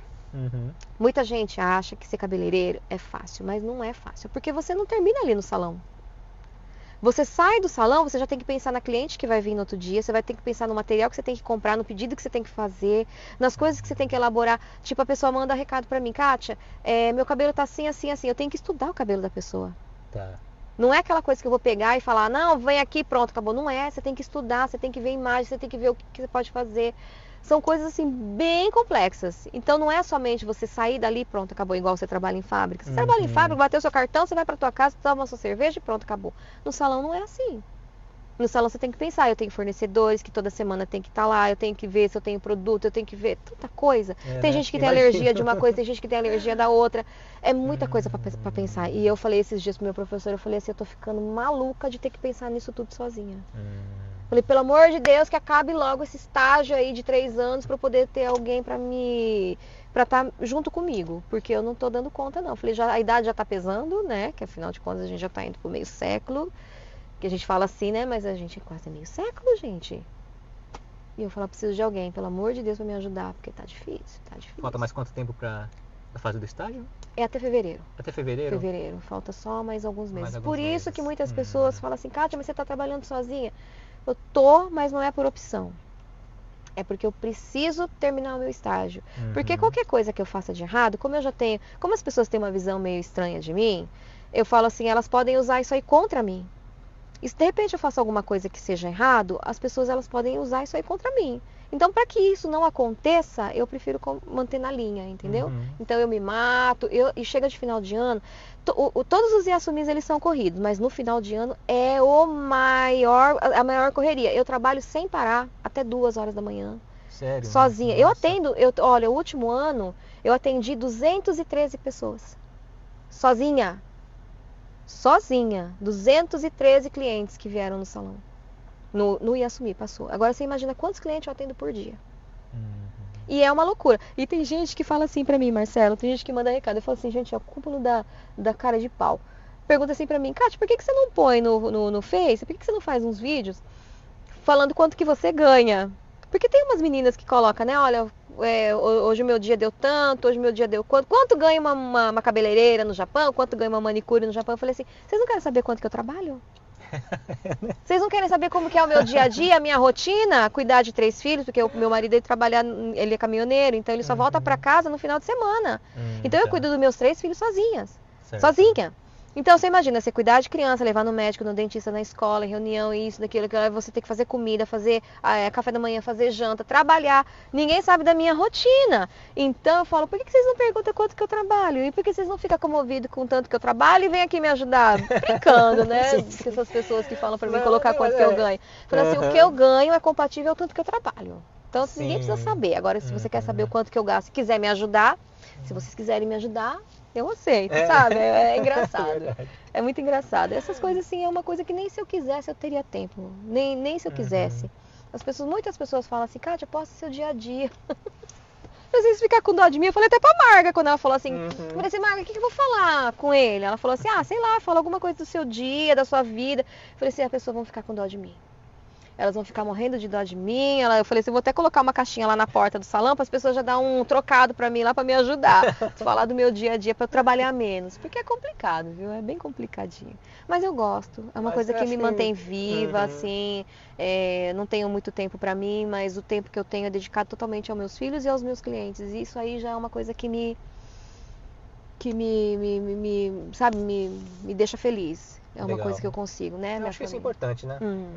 Minha família aí é preciosa, tanto que eu não trabalho aos domingos, porque é o único dia que eu tenho, assim, com a minha família, né? Eu folgo de terça-feira, mas terça-feira é voltado tudo para fazer outras coisas, que também não param um minuto, e domingo é o único dia que eu tenho com a minha família, é sagrado. Então eu não trabalho somente nos Yasumis de domingo, né? Inclusive, novamente, agradecendo, obrigado por ter tirado um tempinho para estar participando aqui. Imagina, tá aqui, mas tô aqui com meus filhos, logo já estarei com eles. Tá ótimo então, Kátia. Nossa, foi bem, tipo assim, eu nunca imaginei que, né, como que era a vida de uma cabeleireira, assim, nunca conversei tão a fundo, na verdade, né, e engraçado, assim, que surgiu muitas dúvidas, né, então foi legal pra mim também, né, sabe, foi bem Então, muita gente mesmo me liga perguntando sobre isso, muita gente. E eu falo, gente, um dia eu vou tentar fazer uma live e eu vou contar tudo isso pra vocês. Mas ao mesmo tempo eu fico receosa. Por quê? Porque do mesmo jeito que eu tô falando isso pra você, aqui contando sobre isso, as pessoas elas podem levar para um outro lado, de que eu tô falando isso pra atrapalhar o trabalho delas. E não é. Eu tô querendo orientar as pessoas, informar as pessoas do que pode acontecer. Sim. Né? E tem gente que ela muda essa chave e vê pelo lado errado. Tanto que muitas vezes eu falei assim na internet, nunca mais eu vou falar sobre isso. Nunca mais. Por quê? Porque se eu tivesse uma pessoa na minha época que me orientasse como eu tô orientando hoje, eu não passaria por tudo que eu passei. Né? Se alguém chegasse em mim e falasse assim, cara, você tem que fazer isso pode, isso não pode, eu não teria passado o que eu passei anos atrás. Certo. Né? Então eu agradeceria em vez de ser massacrada. Então a gente vê muito assim, né, o pensamento das pessoas, ninguém é igual a ninguém, né? Então eu espero que o que eu falei hoje absorva para as pessoas que precisem, né? E para as pessoas que pensam em fazer alguma coisa, realmente procure primeiramente um Rokenjo da sua cidade, ou liga, sei lá, faz alguma coisa e pergunta se isso realmente é viável para você primeiramente não ter esse gasto desnecessário e essa perda, porque vai perder. Então, eu acredito que pelo menos isso as pessoas poderiam estar, absorvendo o que eu falei e fazer. para que elas não saiam prejudicadas. Porque por muito pouco, eu falo, tudo que eu investi na minha vida dentro daquele salão, que não foi pouco, chegou a quase 3 milhões de investimento, eu perdi. Porque quando o Rock Angel falou para mim, vou te dar toriqueixo, fechou meu salão. Eu falei, e agora? O que eu faço? Eu fiquei sem saber o que fazer. Então, nesse meio tempo, foi onde eu fui estudar. Eu falei, não, eu vou ter que me reerguer, isso aqui é minha vida, é o que eu quero fazer, e eu vou a fundo. Mesmo que eu passe por tudo isso, mesmo que veio essa depressão toda, eu falei, não, eu vou continuar, porque não vou cair. Se é o que eu quero, eu vou levantar. Vou fazer tudo o que eu posso para fazer. E o que pegou bastante também foi na área do japonês, né? Imagina, você fazer tudo em kanji. Eu, que nunca estudei aqui, é complicado, mas se a pessoa tem força de vontade, ela consegue. Tá. Bom, acredito que você já falou bastante em relação a tudo, assim, na verdade, mas geralmente no final eu peço para o convidado fazer um pequeno resumo, né, de tudo que você viveu até o dia de hoje, no caso, né? Como eu sempre digo. Claro que daqui pra frente tem mais aprendizados, né? Sim. Mas assim, não só em relação ao trabalho, mas em relação a tudo que você viveu, né? Na sua vida, o que você aprendeu, o que você tirou da vida, né? Olha, Marcelo, eu sou muito batalhadora, eu sou muito guerreira. Eu sou uma pessoa muito positiva. Você quer ver uma pessoa positiva, uma pessoa que tenha fé, sou eu. Claro que tem outras pessoas, mas eu tô falando por mim, não tô falando pros outros. Eu nunca vou falar pra você que não vai dar certo. Nunca. Na minha casa, eu não admito 3 palavras. Eu não consigo, eu não posso e não dá. Na minha casa não existe isso. Se meus filhos falam isso pra mim, eu sento com eles, eu converso e falo assim, não pode por quê? Não dá por quê? Você já tentou? Se você não tentou, você não pode falar que não dá. Então eu sou uma pessoa bem persistente e muito positiva. Nunca na minha vida eu vou falar que não vai dar certo. Nunca. Então essa sou eu. Eu acho que se a gente tem isso, essa positividade e fé em Deus, a gente não para nunca. Muita gente fala assim, nossa, Kátia, mas tem gente que fala isso, tem gente que fala aquilo. Eu falei assim, eu tenho Deus à minha frente. Deus é meu escudo. Se Deus é meu escudo, nada vai me afetar. E realmente nada me afeta. Nada. Então, o que eu falo para as pessoas é, em primeiro lugar, de tudo, tem que ter fé, muita confiança e não deixar nada te abalar. Se você quer realmente ter isso, vá e faça. Nada vai te parar, se você quiser, nada te para. É uma coisa que... Sabe aquela coisa que a palavra tem força? Então, eu sou muito disso, a palavra tem força. Então, tudo que eu falo, acontece. Tudo que eu coloco na minha meta, assim, acontece. E eu coloco minha vida todinha escrita. É uma meta. É isso aqui primeiro, é isso aqui depois, isso aqui depois. Tudo se concretiza. Olha, um dia a gente vai conversar de novo e eu vou ter a oportunidade de te contar passo a passo de como foi a minha vida até aqui. De todas as metas que eu fiz. Eu falei assim, vai acontecer isso, porque eu quero que aconteça. Então eu luto para que isso aconteça. Eu não olho para a esquerda nem olho para a direita. Eu olho para frente. Aonde eu guiei a minha vida ali é onde eu faço. E é onde eu conquisto. Eu conquisto. E isso eu posso dizer com toda a minha... Sabe, toda a verdade do mundo. O que eu quero, eu conquisto. Porque isso é uma coisa de dentro de mim. É uma coisa que eu planto dentro de mim. E assim, se eu planto isso, eu vou colher isso. E eu volto a falar. O que a gente planta, a gente colhe. Então eu jamais vou plantar maldade pra nada. Porque se eu plantar maldade hoje, eu colho a maldade amanhã. E o que eu planto hoje é bom para colher o bom amanhã. E é o que eu deixo isso para todo mundo. O que a gente faz hoje, a gente vai colher amanhã. Então a gente tem que ter muito cuidado com o que a gente faz hoje. A gente tem que ter esse discernimento. Porque não tem como você fugir disso. Não tem. Então, isso é o que eu digo para todo mundo. Não é um conselho, mas é uma experiência de vida. E é uma experiência que eu vivo, que eu faço e eu vivo. E eu acho que é uma coisa que todo mundo deveria fazer. E eu falo para muitos clientes meus, viu? Eu falo para meus clientes, tem um cliente que eu fico doida com ele, que ele chega tão assim, ai, porque eu sou... De novo você aqui falando isso? Vamos, arriba, cara, vamos pra cima, vamos, faz isso, faz aquilo. Ele, você tá certa. Aí no outro dia ele volta, você fez? Não fiz. Eu falei, ai, meu Deus. Mas, pelo menos eu tô dando o que eu... Sabe, tem uma frase muito... Eu acho que é uma frase muito importante, que eu gosto muito, que tá numa frase de uma música que fala, como que é? É difícil você não ter e ter que ter para dar. Que é uma música do Djavan, né? Você não sabe o que é não ter e ter que ter para dar, né? E você tem. Você tem, por pouco que você tenha, mas você tem. Então isso daí se multiplica. Se você tem isso daí, você vai se multiplicando, porque quando você vai passando, ele já vai te multiplicando. Então o pouco que eu tenho, se eu dou para um, já vira 2. Se o outro passar, já vira 3. Então isso multiplica. Então o que eu tenho hoje, o que eu posso ter e o que eu posso te passar é isso, coisa boa. Se não for para fazer coisa boa, se não for para falar coisa boa, eu não falo. Para mim isso daí é o que mais importa na nossa vida. E isso daí é o que me rege de tudo. Na minha vida inteirinha, eu sempre fui positiva e eu sempre fiz tudo para dar certo. E pode ter certeza que eu nunca olhei para trás e falei, nossa, eu não consegui isso. Eu sempre consegui e sempre conquistei tudo aquilo que eu quis. Bacana. É legal. Eu gosto de pessoas como eu. De verdade. Eu gosto de pessoas como eu, que chegam e falam assim, vamos fazer isso, vamos fazer aquilo, tá, beleza. Se vê uma pessoa assim, meio cabisbaixa, que fica aí resmungando da vida, ó, levanta, porque isso aí não vai te levar a nada. Não adianta você ficar murmurando, porque ninguém vai fazer nada pra você. Se você não for por você mesmo, quem é que vai ser? É que a gente falou, né? Se a gente não se cuidar, quem é que vai cuidar da gente? Sim. É isso.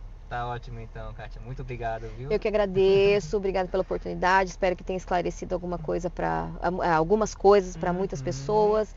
E que tudo que eu falei aqui, que eu falei para vocês, é de coração e é íntegro, é verdadeiro e que sirva assim para muitas pessoas abrirem os olhos antes de fazer qualquer coisa, para que isso não venha te prejudicar, porque a gente não pode construir um castelo em terreno de areia. A gente vai desmoronando.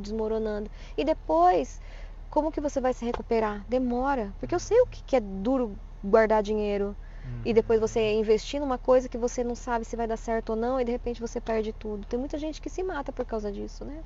Então, para que isso não ocorra, é melhor você investigar direitinho qualquer coisa que você for fazer e não acreditar em muitas coisas antes de acreditar. Procure, vá no Rock'n'Roll mais perto de você. Tá ótimo então. Pessoal, então muito obrigado então. Então até o próximo Drivecast, tá bom? Tchau, tchau. Obrigado. Obrigada.